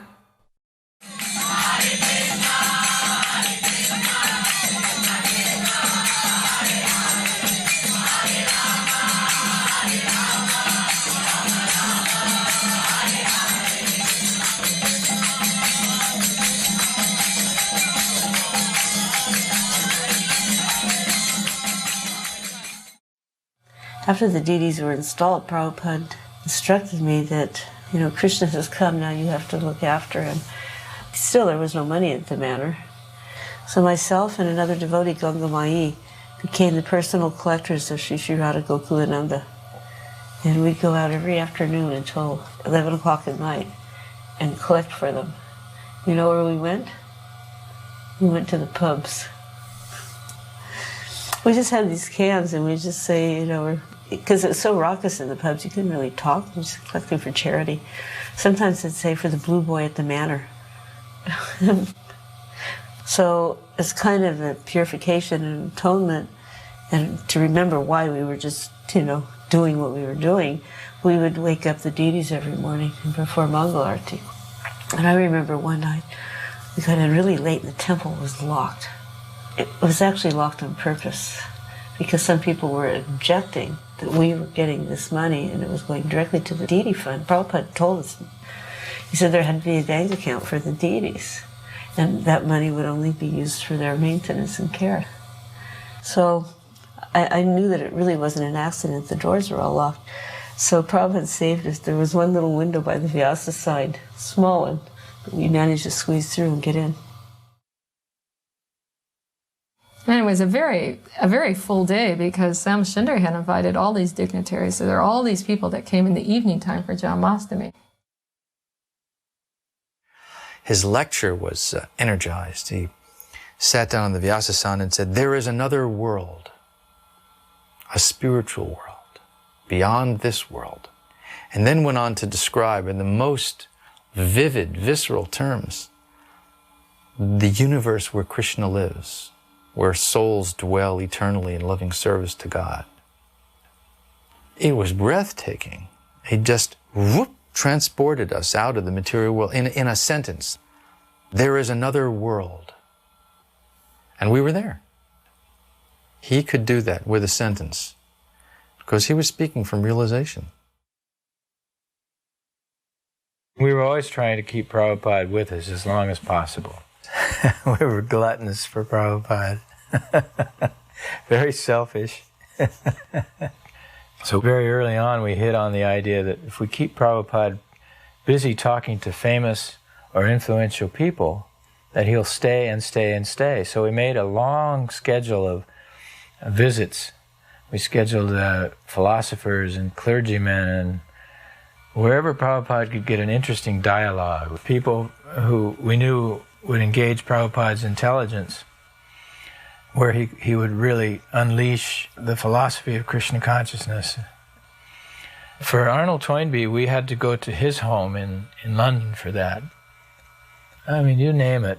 People from all walks of life would come and engage in a conversation with Prabhupada that would be remarkable. And Prabhupada would talk about it the rest of the day and into the night and bring it up in his lectures the next day, what was discussed at that meeting. And this kept him occupied and kept him very happy there in London. We knew that Srila Prabhupada had some program in London, so he'd driven from the manor, which is about an hour or something. I rushed to the door and Srila Prabhupada's car was just pulling in. I thought, oh my goodness, there's nobody here, just me. I ran out to the street and Srila Prabhupada came from his car and he didn't even wait for the other devotees. He just very merrily started walking towards the temple. So on the footpath itself, I paid my obeisances and I stood up and I said, Jai Srila Prabhupada. And he said, Jai. And when he said Jai, I got the picture of Bhaktisiddhanta in my head. That when I said Prabhupada, he was thinking Prabhupada Bhaktisiddhanta. And I thought, wow. And the humility, I already saw that Srila Prabhupada's humility, especially on his arrival at the manor the very first time, and even from his pictures when I was a Kami, that's the thing that I recognized about him, this supreme humility of a pure devotee. But then when I chanted Jai Prabhupada and he said Jai, then I knew that he wasn't thinking himself as Prabhupada. He was thinking, this is Bhaktisiddhanta. I firmly believe that he took only the title of Prabhupada just to glorify his own spiritual master. This is such a beautiful scene. Srila Prabhupada taking his Vyasa Puja feast in his room. Somehow or other, Vishaka and I were alone with him. She was taking stills and I was filming. In my years of filming Srila Prabhupada, this is one of the most memorable times. He was totally fixed and concentrated on taking prasadam. He seemed to be able to tell the quality of the preparation with his eyes. My mother, father, and grandmother were talking with Prabhupada. It was upstairs in Prabhupada's room, and there were a few other of Prabhupada's disciples there. And I was just playing with some string in the back. I must have been about 7 or 8. My father had been talking with Prabhupada, and then my father called me. The next thing I remember is that one of the disciples said, Prabhupada, should we train him up for initiation? And he said, no, he is our brother's shishya. He is our brother's shishya. Then my father spoke some more things to him. And the next I remember Prabhupada saying, he said that this boy will spread Vaishnavism throughout the world, for which he has my full blessings. He was sitting cross-legged and he actually put his foot flush on my head. I just felt really happy that Prabhupada had put his foot on my head. I didn't think much beyond that. So after Prabhupada left, I wanted to have the initiation into ISKCON, which my father was very much against.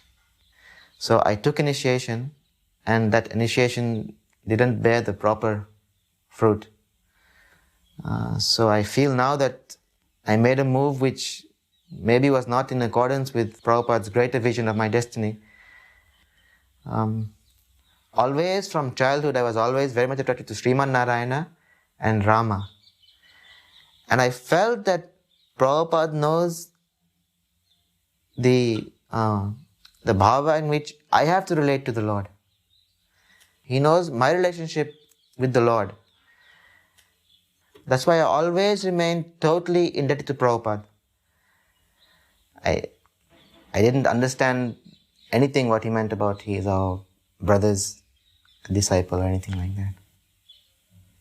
It was only later, decades later, that thinking back, I realized that by his brother he meant Ramanujacharya, and he knew that I am only to take initiation in that line.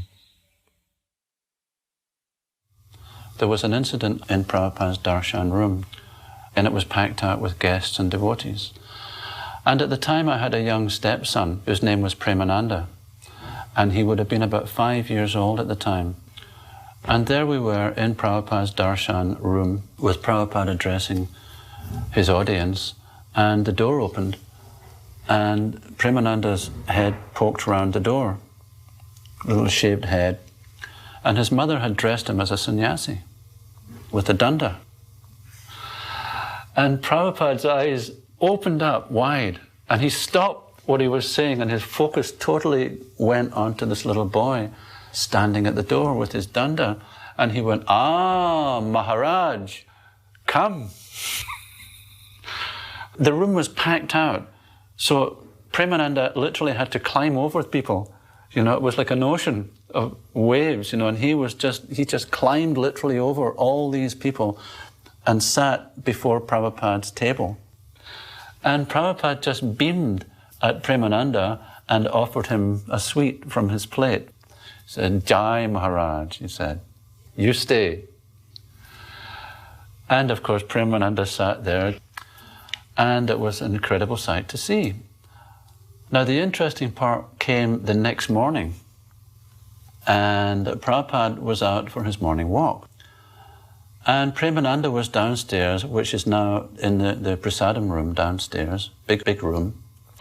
And he was still dressed in his sannyasi outfit. And he still had his danda. Now this time he was messing around with his friends. And they were fighting and squabbling, and he had his danda, and he was hitting them over the head with the danda, and he was really causing a big ruckus. And suddenly, there was Prabhupada at the door. He'd returned from his walk with the disciples. And Prabhupada's face was grave as anything. He immediately looked over and saw what was going on, and he turned to one of the disciples and he said, "Where is the Father?" And I was also in the room. So I came over to Prabhupada, and he very gravely looked at me, and I could feel the gravity of the situation. And he said, "He mustn't dress like this anymore." He said, "Sannyas is very serious business." And that was that. So I felt quite chastised because that was my responsibility. But also I experienced how I had already, as a young brahmachari, I was, thinking ahead about sannyas, you see. As though, well, I've been around for a couple of years now. It's about time I was thinking about taking sannyas. I was already thinking the young brahmachari thoughts, But I think that really nailed that one. Because in that moment, I realized for myself how serious. Those were Prabhupada's words. Sannyas is very serious business. These were some of the most enjoyable walks in all of my time with Prabhupada, was walking through these wheat fields around the manor. Prabhupada would discuss everything from the natural things we would observe along the way, right up to the person he talked with the day before. This was the culmination of his spiritual master's directive to him that he should start Krishna conscious centers all over the world, but in particular London. Bhaktisiddhanta dispatched some devotees to London who tried to do something. So there was a history of emphasis on London. He was very much appreciative of what the Grihastas were doing in London and used that as a model.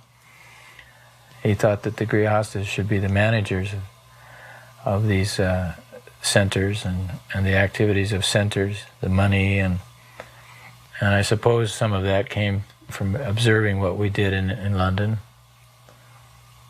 Prabhupada was appreciative of everyone's devotion, whatever it was, whether you were a brahmachari or a sannyasi or a grihasta. He was very much thankful to his devotees for their service.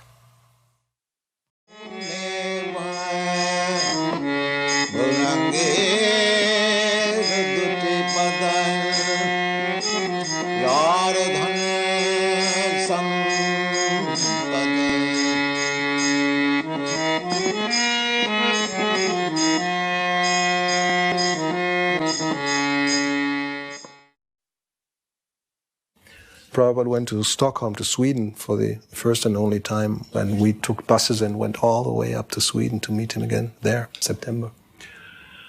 We went to the university several times. Prabhupada lectured there. There was one incident. And we had started the festival program. So that means we had amplification system, speakers and amplifier and all this, microphones. So we had taken all that up to Sweden. During one class, this same devotee who had made the recording of Krishna meditations. So in the temple room, he had made all this arrangement. He had put down the speaker somewhere, he had the microphone for Prabhupada and the amplifier. And then somehow or other the microphone didn't work.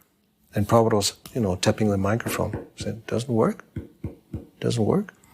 And then, this devotee, Uttal was his name. He was like, twiddling the knobs and trying to get this thing going, So, and you could see, such a small place, such an arrangement, big speakers from a festival system and, microphone and this and that.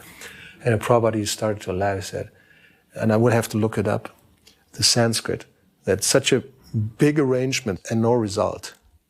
And he gave the example of, in the early morning, you may have big clouds in the sky, and there may be thunder, but then there's no rain. Or there's a fight between husband and wife, they're screaming and everything. And at the end, nothing, it's peaceful. Or he said goats, and he made the noise of two he-goats, and when they fight for a female, and they're, banging each other, their heads, so much noise, and at the end, nothing, So Prabhupada gave that example, for us making such a big arrangement for amplification, and at the end, no sound. Typical Western idea, Very good devotee. George Harrison is your member. Oh, yeah. Do you have lots of members? Yes, certainly. Don't you see? How many? Thousands. About 5,000 all over the world. 5,000 all over. Those are initiated. Otherwise, there are many thousands our admirers. In all countries? All over the world. Okay.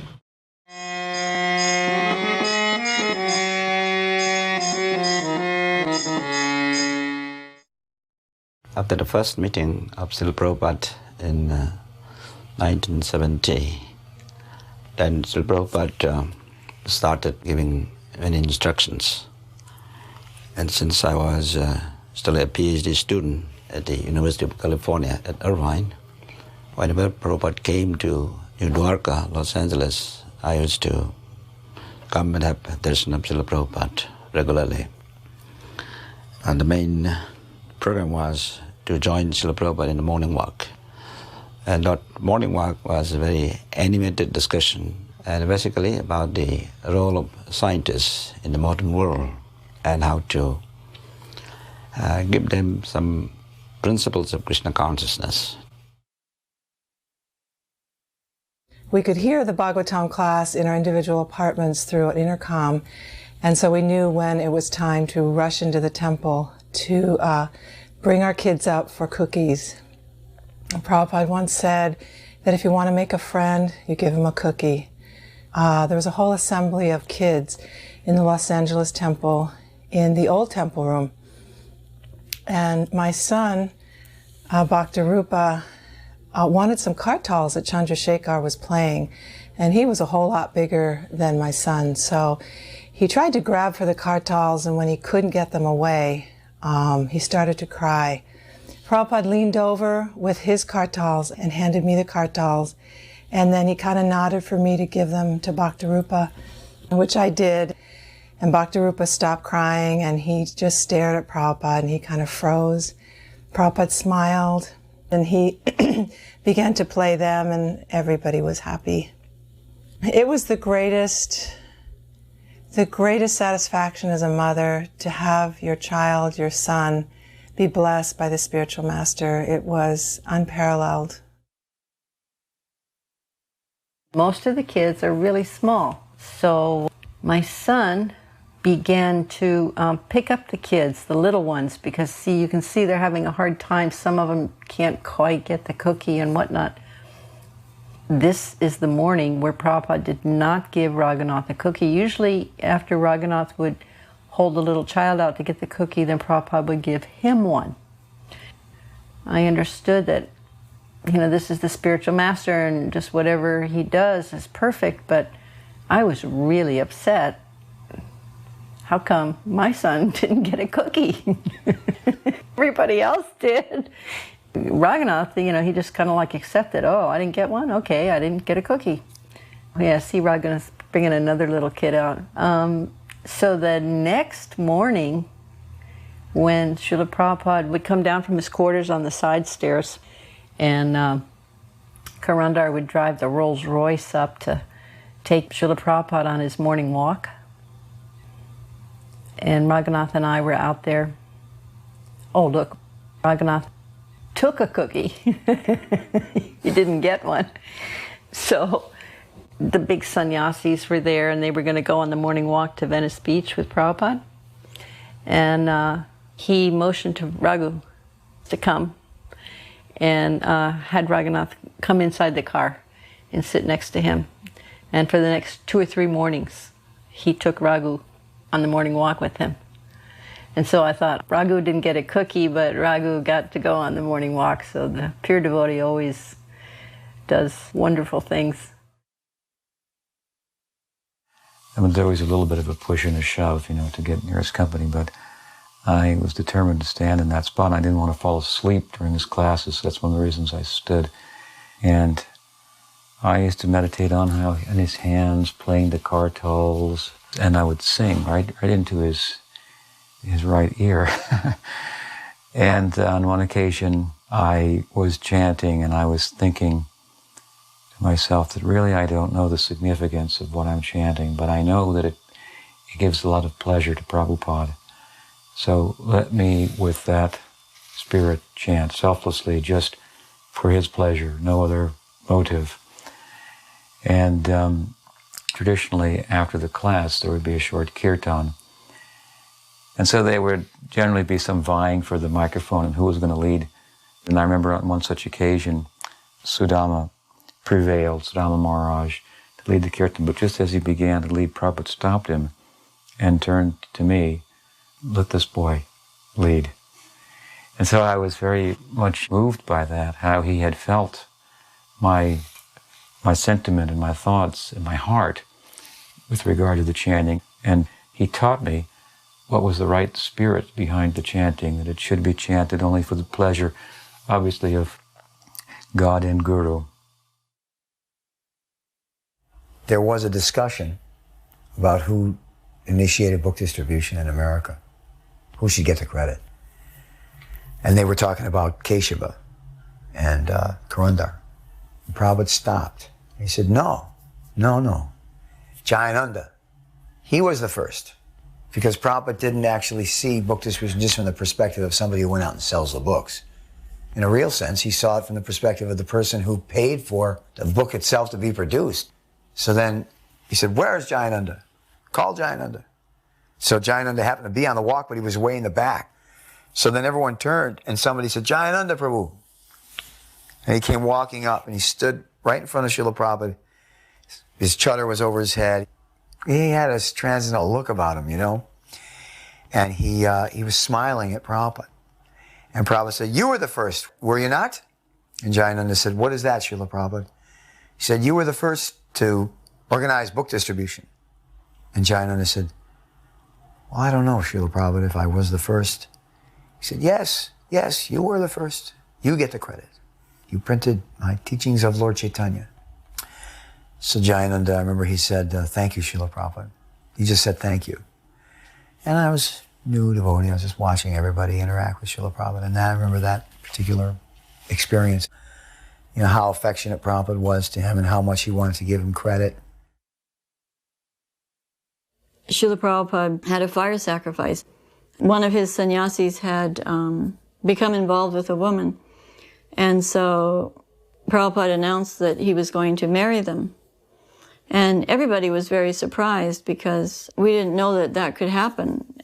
Prabhupada gave a talk about Krishna consciousness and he initiated the woman and then he married them. And he made it clear that he was caring for us and he was keeping us engaged in Krishna service. He didn't want us to go away. He didn't want us to give up. If we couldn't serve in this capacity, then he wanted us to serve in whatever capacity we could. It was so kind and fatherly of Srila Prabhupada, the way he treated the whole situation. Later, I heard a tape of a conversation Srila Prabhupada had with another sannyasi who had left and married a woman. And then after some time, he came back and Prabhupada accepted this lady and initiated her. She did some wonderful service. I remember the conversation. The sannyasi was saying to Prabhupada, Lord Chaitanya rejected one of his followers for just looking at a woman lustfully. And yet I have given up sannyas and I have gotten married. So does that mean that you reject me? And Srila Prabhupada said, Lord Chaitanya is the Supreme Personality of Godhead, so he can reject like that. But I am only his humble servant, and you are all helping me, so I can never reject you. It was so kind. Srila Prabhupada's total detachment and total kindness. There was never anything egotistical or material about Srila Prabhupada. Spread this Krishna consciousness movement. Parama Ananda Kanda. People will be happy. Our mission is to see Sarve Sukhina Bhavantu. We don't want to see that we exploit somebody else and I become happy. No. We want to see everyone happy, but they do not know how to become happy. Therefore, we are trying to spread this Krishna consciousness movement that everyone will be happy. Oh. Jai.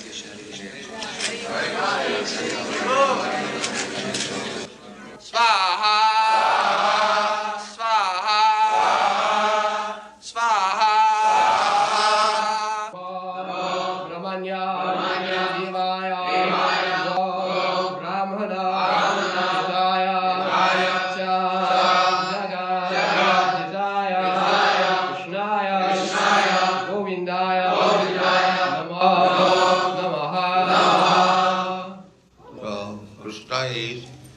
Go Brahmanita. He takes care of the cows and the Brahmanas. In other words, in a human society, if there is no protection of the Brahmana and cow, then it is demonic society. Therefore it is said, Go Brahmana Hitaya. The Brahminical culture must be maintained. Hare Hare Hare Hare Hare Rama Rama Hare Hare Rama Rama Rama Rama Rama Hare Hare Hare Hare. Jai Srila Prabhupada.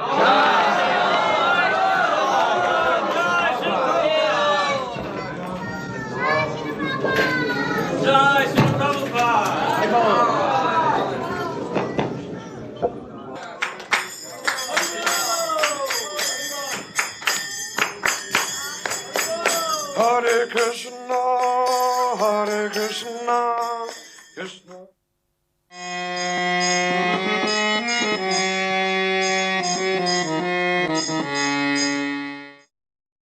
He seemed very happy to just be in Mayapur, which at the time it was almost in the middle of nowhere.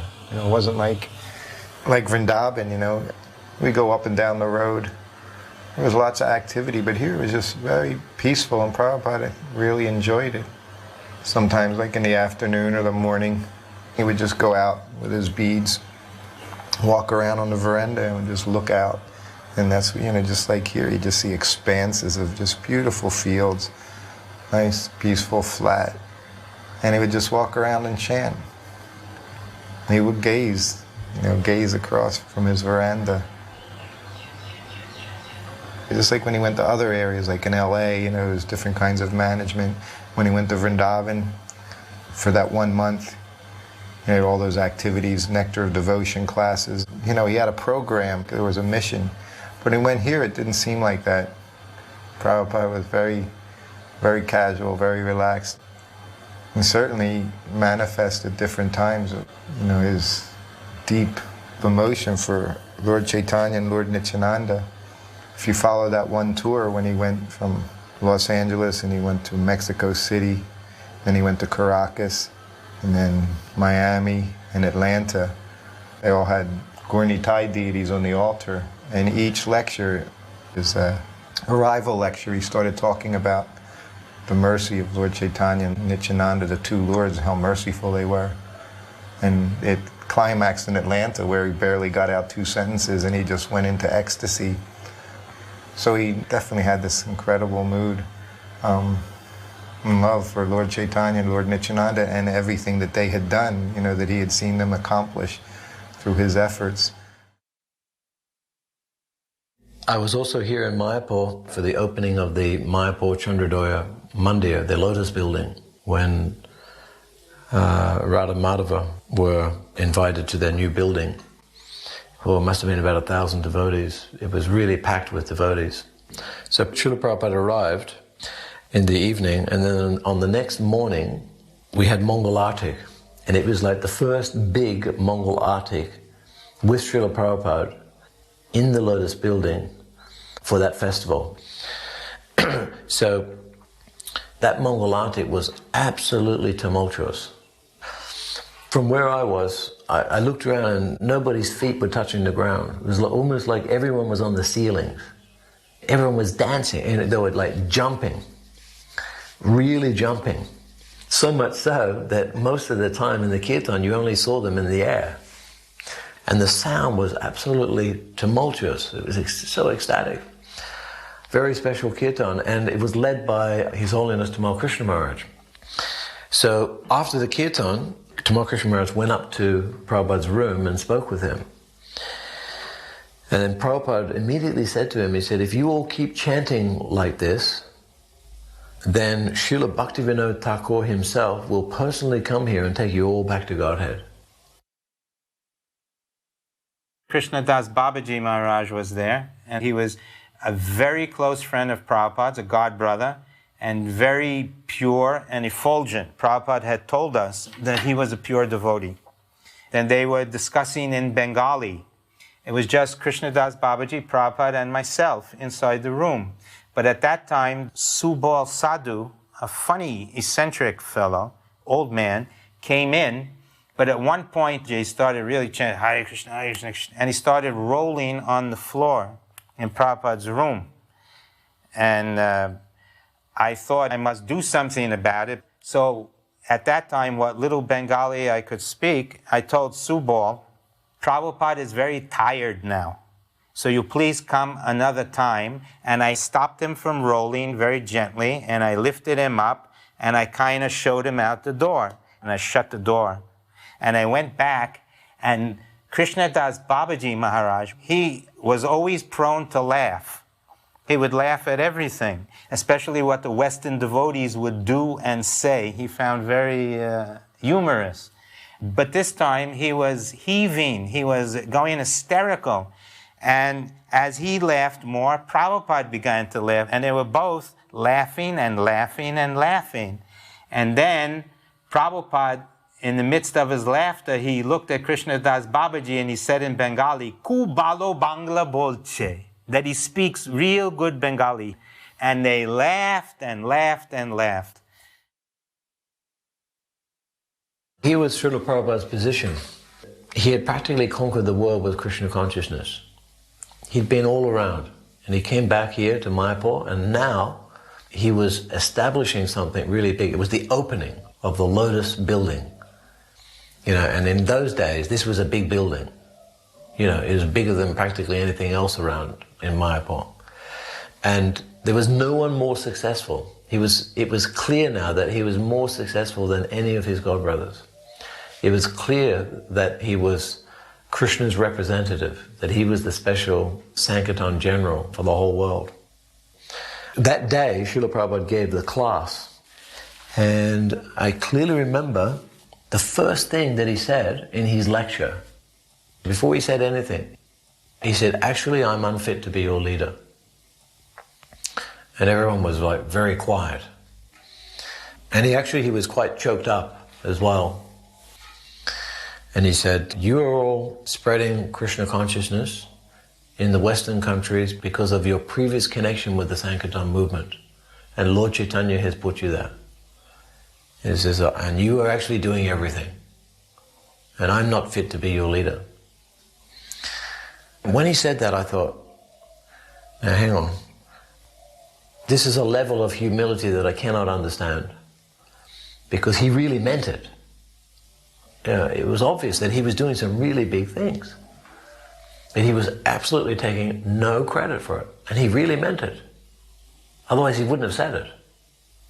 Actually, when I first heard that, I was bewildered. I couldn't understand what he was talking about. But as I've reflected upon that over the years, now I understand that he's actually completely humble.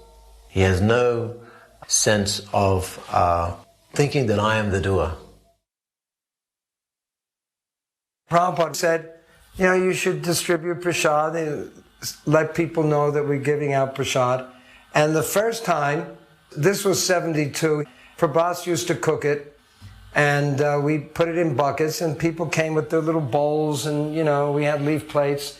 And Prabhupada watched through his window, because it was right below his window. I said, yes, this is very good, prasadam distribution. So this was the first food for life, so to speak. Now, of course, I was asking someone about the prasadam distribution. They said, well, not so many people come anymore. He said, because the whole area has become so prosperous due to ISKCON. Prabhupada invited all of his godbrothers from the surrounding maths to come and have sort of a group get together. The different Gaudiya Math leaders and many of their disciples also came. And of course, for a long time, they were sitting in Prabhupada's room, talking and laughing and speaking in Bengali, which we couldn't understand. But then later on, he brought them all out onto the veranda and had them all sit down and gave them all leaf plates, and he had his devotees serving them prasad. And Prabhupada was personally directing the serving. And I was standing way down at the other end of the building just looking at this. And I was just thinking, wow, that looks so nice, that prasadam. I was thinking, in India we never have the Sunday feast. In Dallas we have Sunday feasts every week, so even if you're austere all week, you have the Sunday feast to look forward to. And just at that moment, Prabhupada turned around and he motioned to me, come here. And I thought, probably wants me to help serve. And so I walked over, I said, yes, Prabhupada, how can I serve you? And he said, sit down. And I, shook my head. I thought, I didn't hear this right, but he said it again, sit down.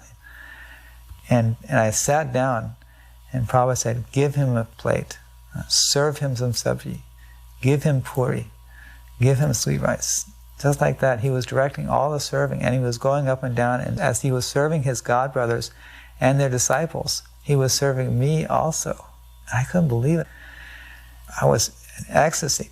eating, prasad served by my own guru. And it was really, really good. But at the same time, I was so embarrassed taking service from my guru.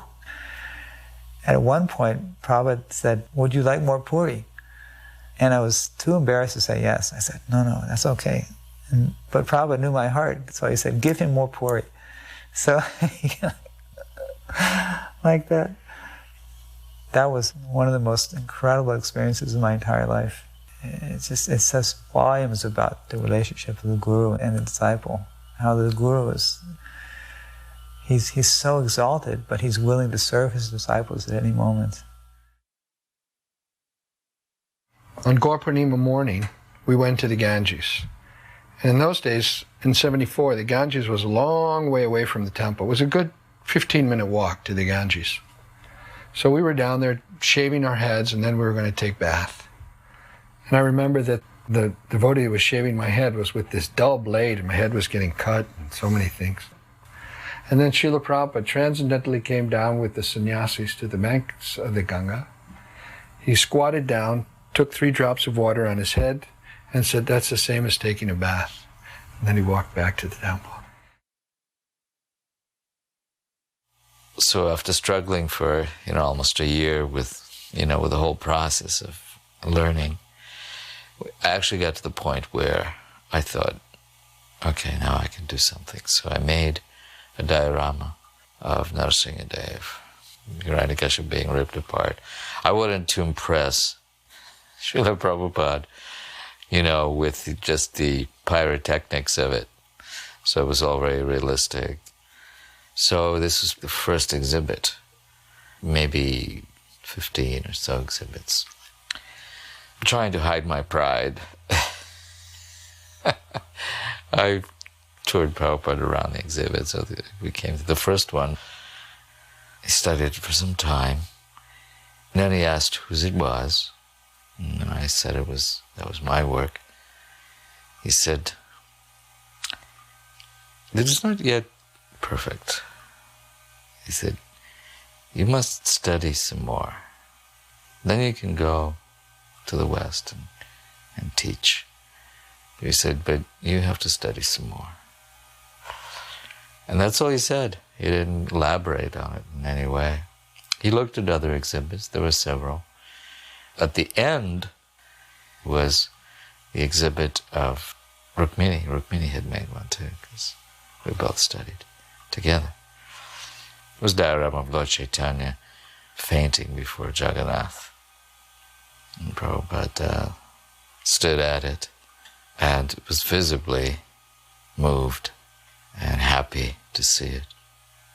He said, "Who has done this?" And I said, "Well, this is Rukmini's work." And Prabhupada said, "The wife is better." I felt, in a nutshell, humiliated, chastened, but grateful. I expected some encouragement. It didn't come then. It came later, though, when we completed the work in Vrindavan for the installation. So we wanted to do the boat program, go village to village preaching by boat. Actually, we're discussing the name of the boat, and finally Srila Prabhupada accepted that name should be Nitai Padakamalam. And he installed the Gaur Nitai deities there. The Abhishek was performed by Jagadish Prabhu. And I remember the day before they were leaving in Prabhupada's room. Bhavananda was going to go out and Sudama was going to be the cook. And Srila Prabhupada said, by doing this program, he said, you will get so much mercy from Lord Chaitanya Mahaprabhu. So much mercy. He said, in this program, it should not stop. Then he actually went on the boat.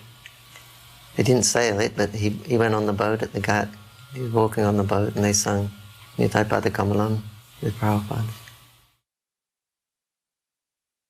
Prabhupada, of course, was lecturing a lot during that week. Prabhupada was reading from the Chaitanya Charitamrita. And, of course, I was sitting there, as always, listening, trying to imbibe everything and hearing all that Prabhupada was saying. By this point, a lot of devotees were not attending because they were sick. They were out on their backs. But I was fortunate enough to be well. But something happened to me that evening of Gaur Purnima. I had this strange feeling of hankering to read Prabhupada's books in a way that I never had before.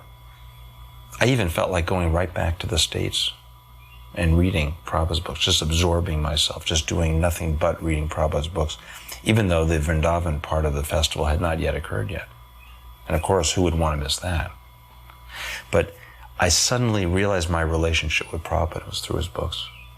And I felt that I was going to have a special relationship with the books, although I had no idea that I would end up being part of the Bhaktivedanta Institute and then going on to Harvard and conducting studies.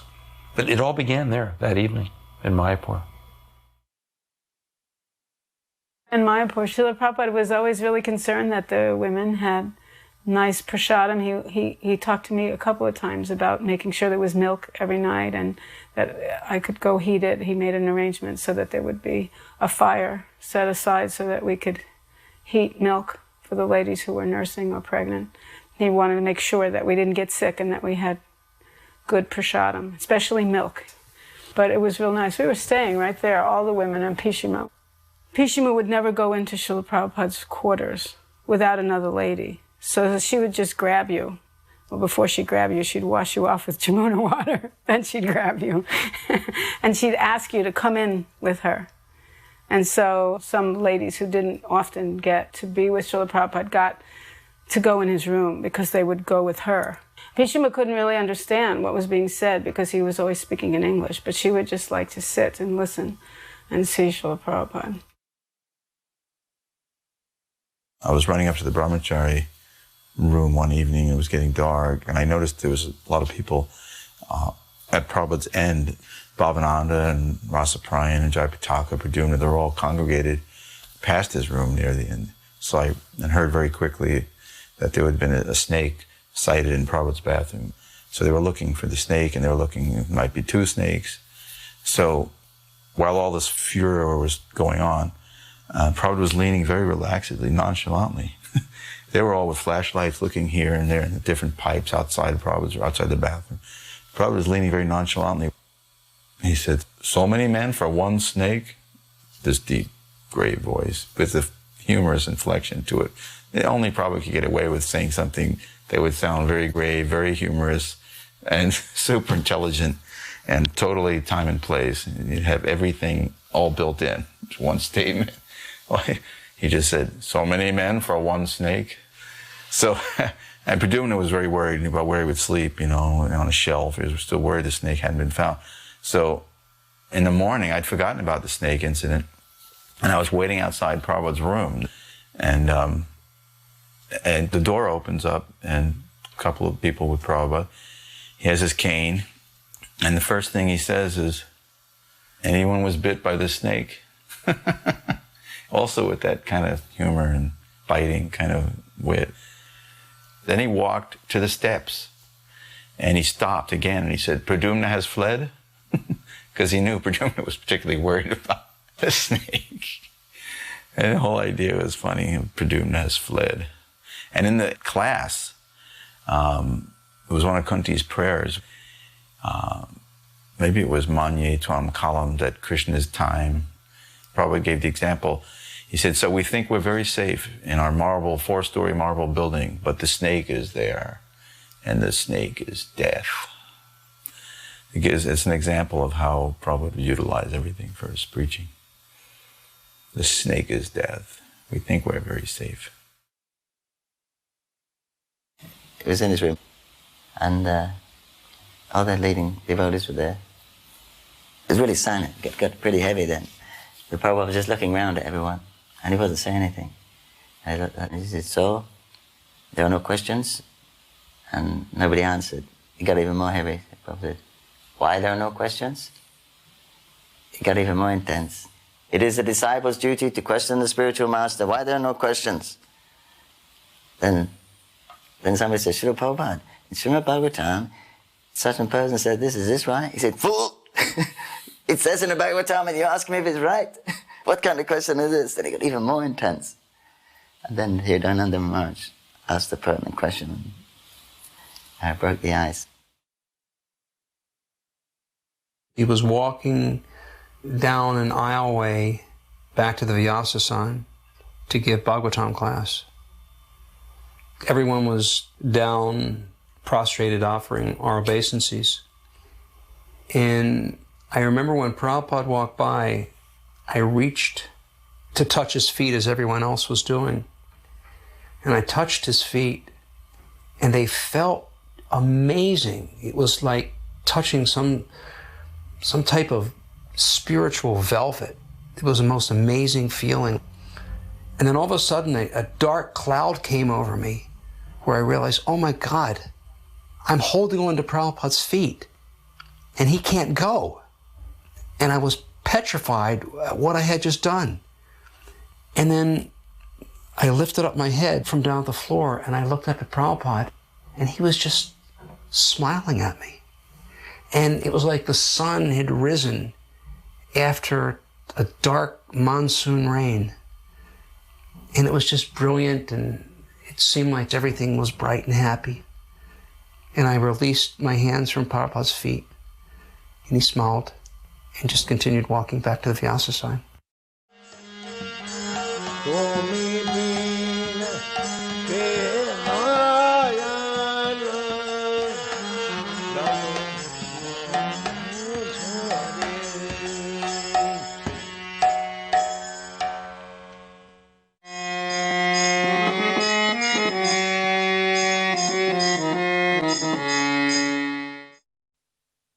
Prabhupada would walk on the Chatikara road, all agricultural land. One morning, this one sadhu, he was wearing saffron. He greeted Prabhupada. And then the next morning, again, he was there. You know, he would do this every day, and then he started following us. Then each day he would come closer and closer to Prabhupada so that he could hear. And then one day he said something to Prabhupada, and Prabhupada replied him. And then each day he would come and they would talk more and more. Then at the end of the walk, when Prabhupada would go in the temple, he would go on his way. But then one morning, then he came in, did the morning program. And then one morning, Prabhupada would go into his house before coming to the temple. And then he came in, Prabhupada invited him. And then Prabhupada told me, all right, he's joining, you know, prepare him, give him a room, whatever facilities. And he was Gaur Govinda. That's how he joined, Gaur Govinda Swami.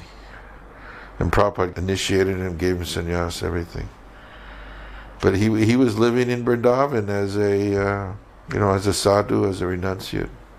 And just by seeing Prabhupada on the morning walk, each day, more and more he became drawn in. And then he surrendered. So Prabhupada was making devotees just by going on the morning walk.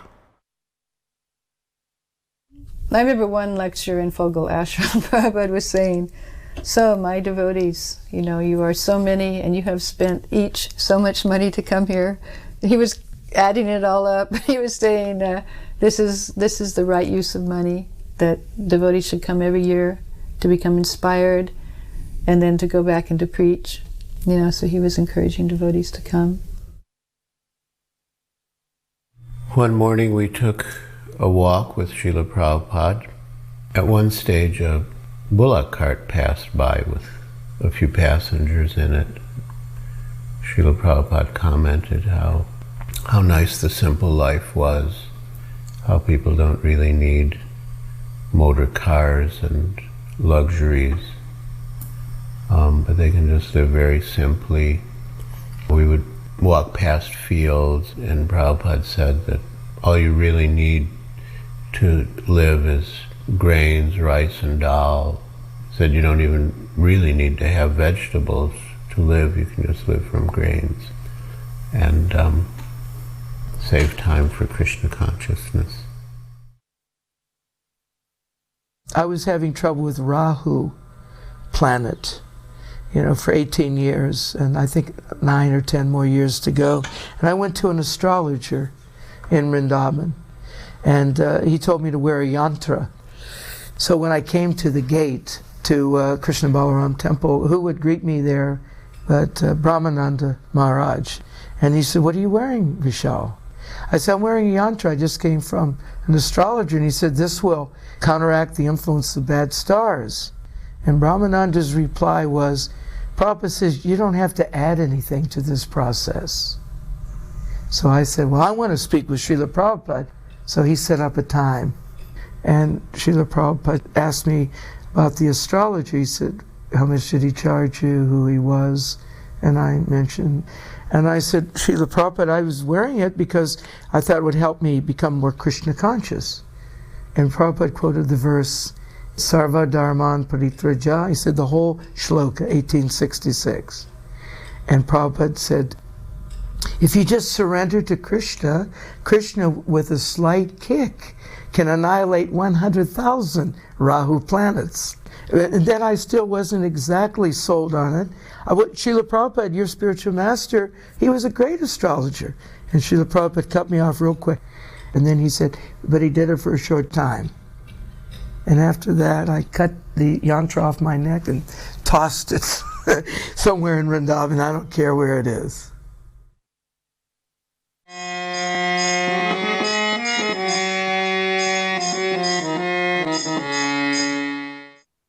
A young man from the second channel of the German television visited our temple, which was in the very heart of Berlin. He came in and told us that he wanted to make a documentary about the Krishna conscious movement.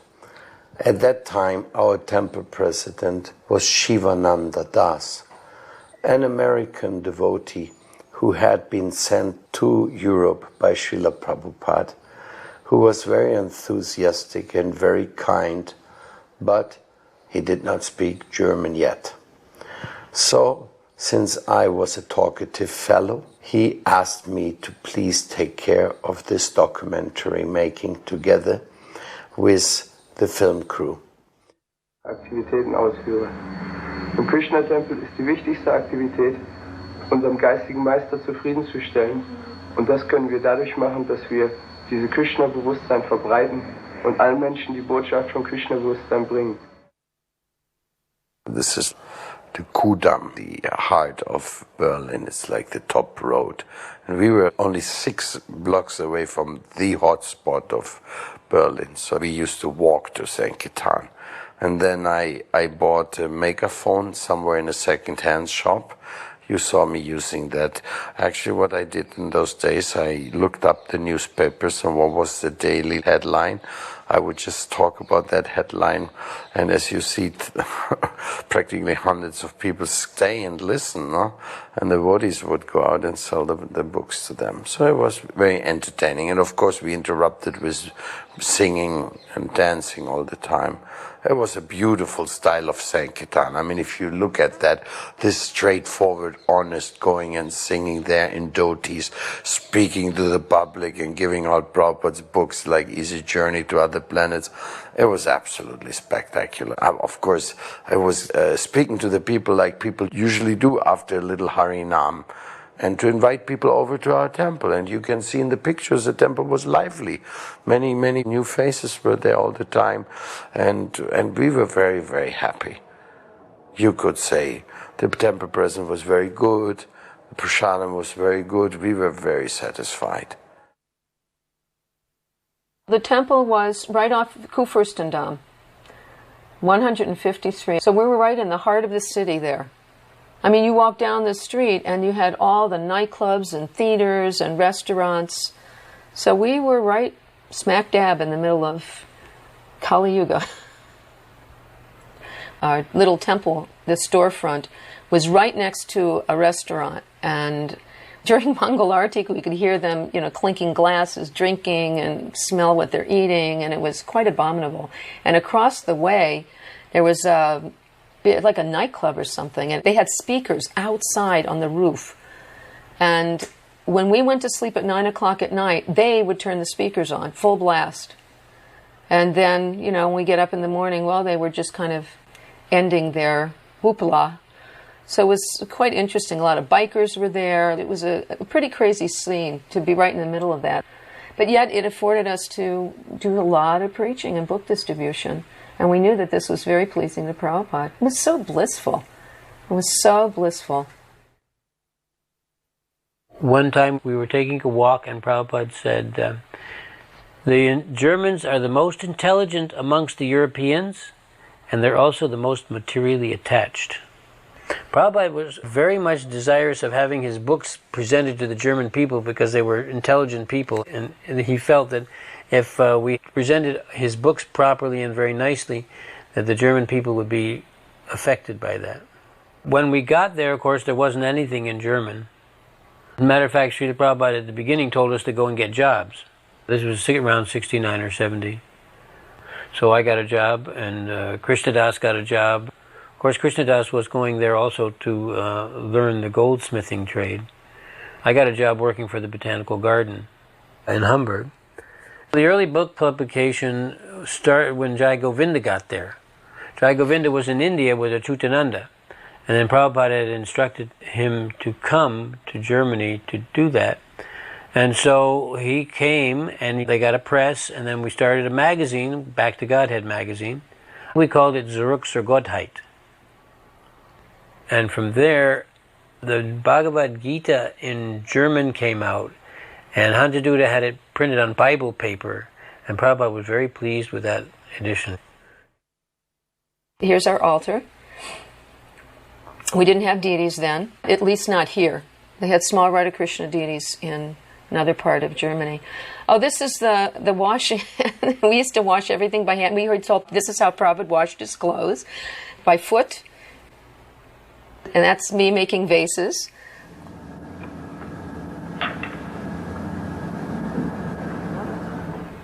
And I remember when I went on the Kudam on book distribution, you know, I had to learn German.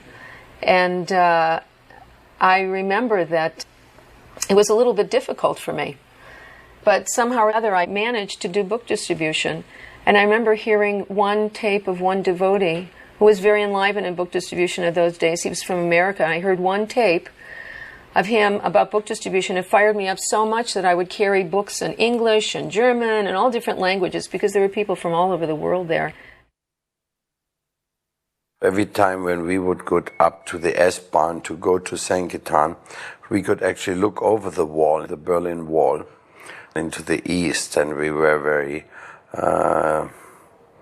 having mixed feeling because that time Berlin was like an island within the east, and so you have compassion. You feel, oh, these people on the other side cannot get Krishna consciousness. So we were always thinking from the very beginning how to move onwards and also reach out to East Germany. You know, Prabhupada's spirit was with us.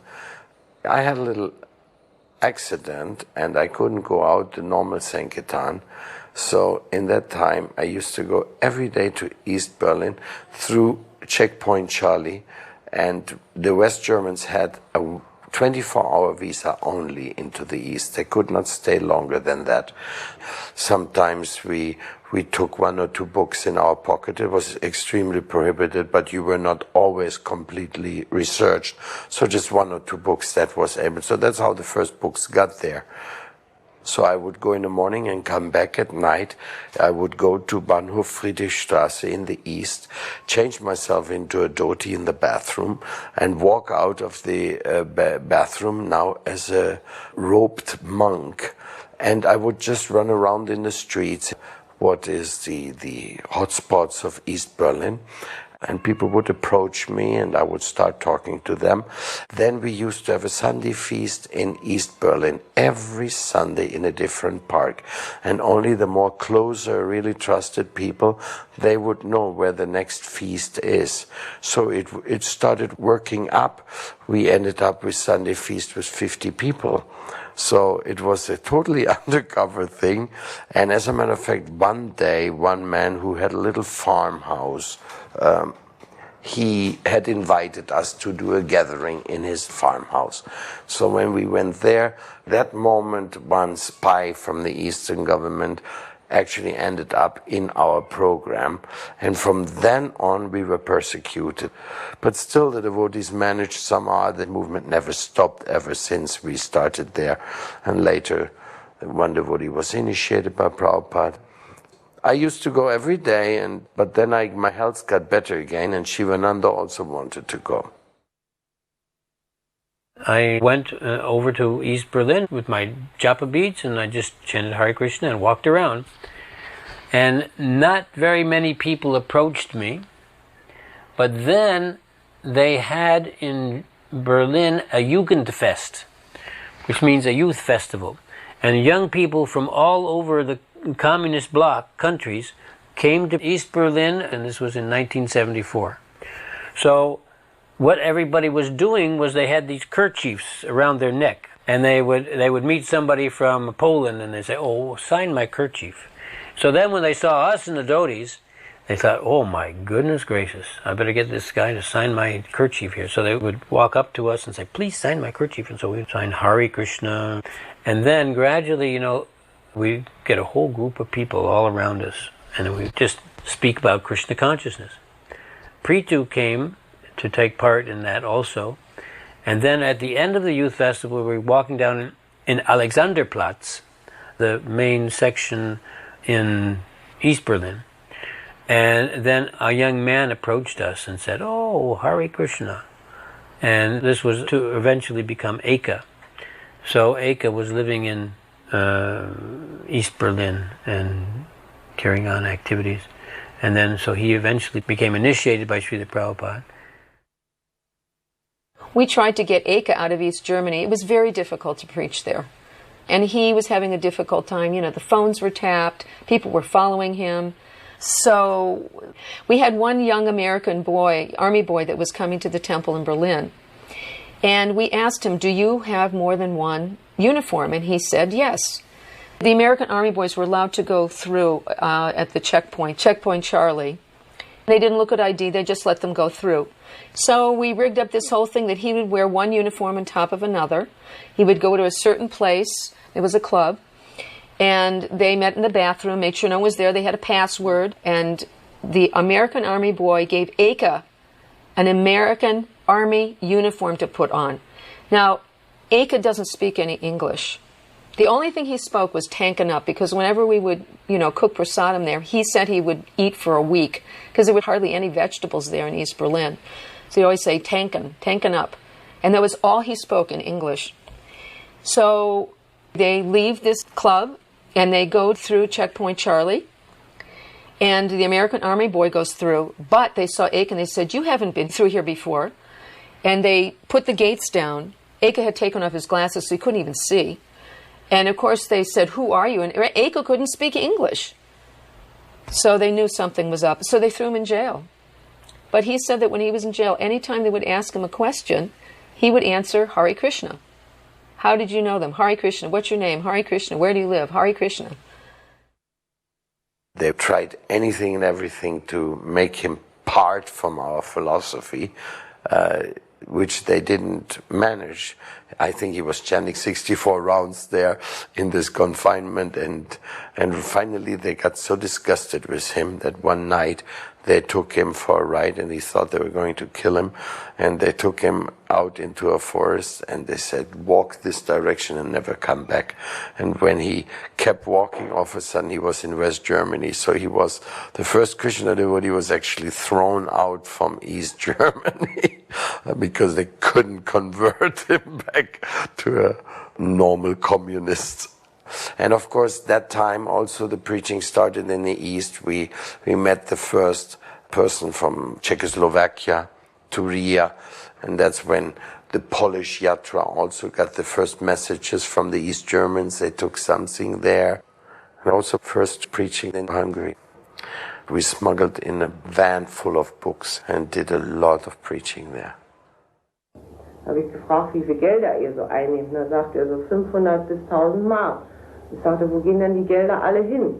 Und daraufhin sagte er, ja, ich weiß es ganz genau, ich habe sie ja selbst abgeschickt. In 400 bis 500 Dollar kleinen Beträgen geht alles nach Amerika, wo riesige Grundstücke gekauft werden. This devotee, we couldn't remember his name, but his father was in the police department, and he was in cahoots with, I believe, a Catholic priest.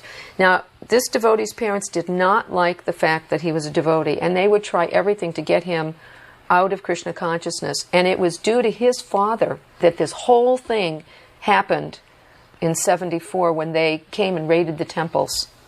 They would put articles in the newspaper against the devotees, and of course people would read those, and then we got a lot of flack on Sankirtan. And even though we got a lot of flack on Sankirtan, we still were able to distribute books. Some people were just curious. It made them curious about, what Krishna consciousness was really about. They had to find out. So despite the fact that all kinds of ill things were being said about Krishna consciousness and the devotees, and a lot of non-truths, still it brought people to the point of, buying Prabhupada's books. The setup from the temple, there was one door, and on each side were two huge picture windows. The curtains were open practically all of the time. And it was like living in a fishbowl. People were always looking in, especially during Arti. Didn't matter if it was the daytime or the nighttime, people would come and take a look and just couldn't believe what they were seeing. And you can tell by this woman's face. What is this? I had an encounter actually with the mafia one time.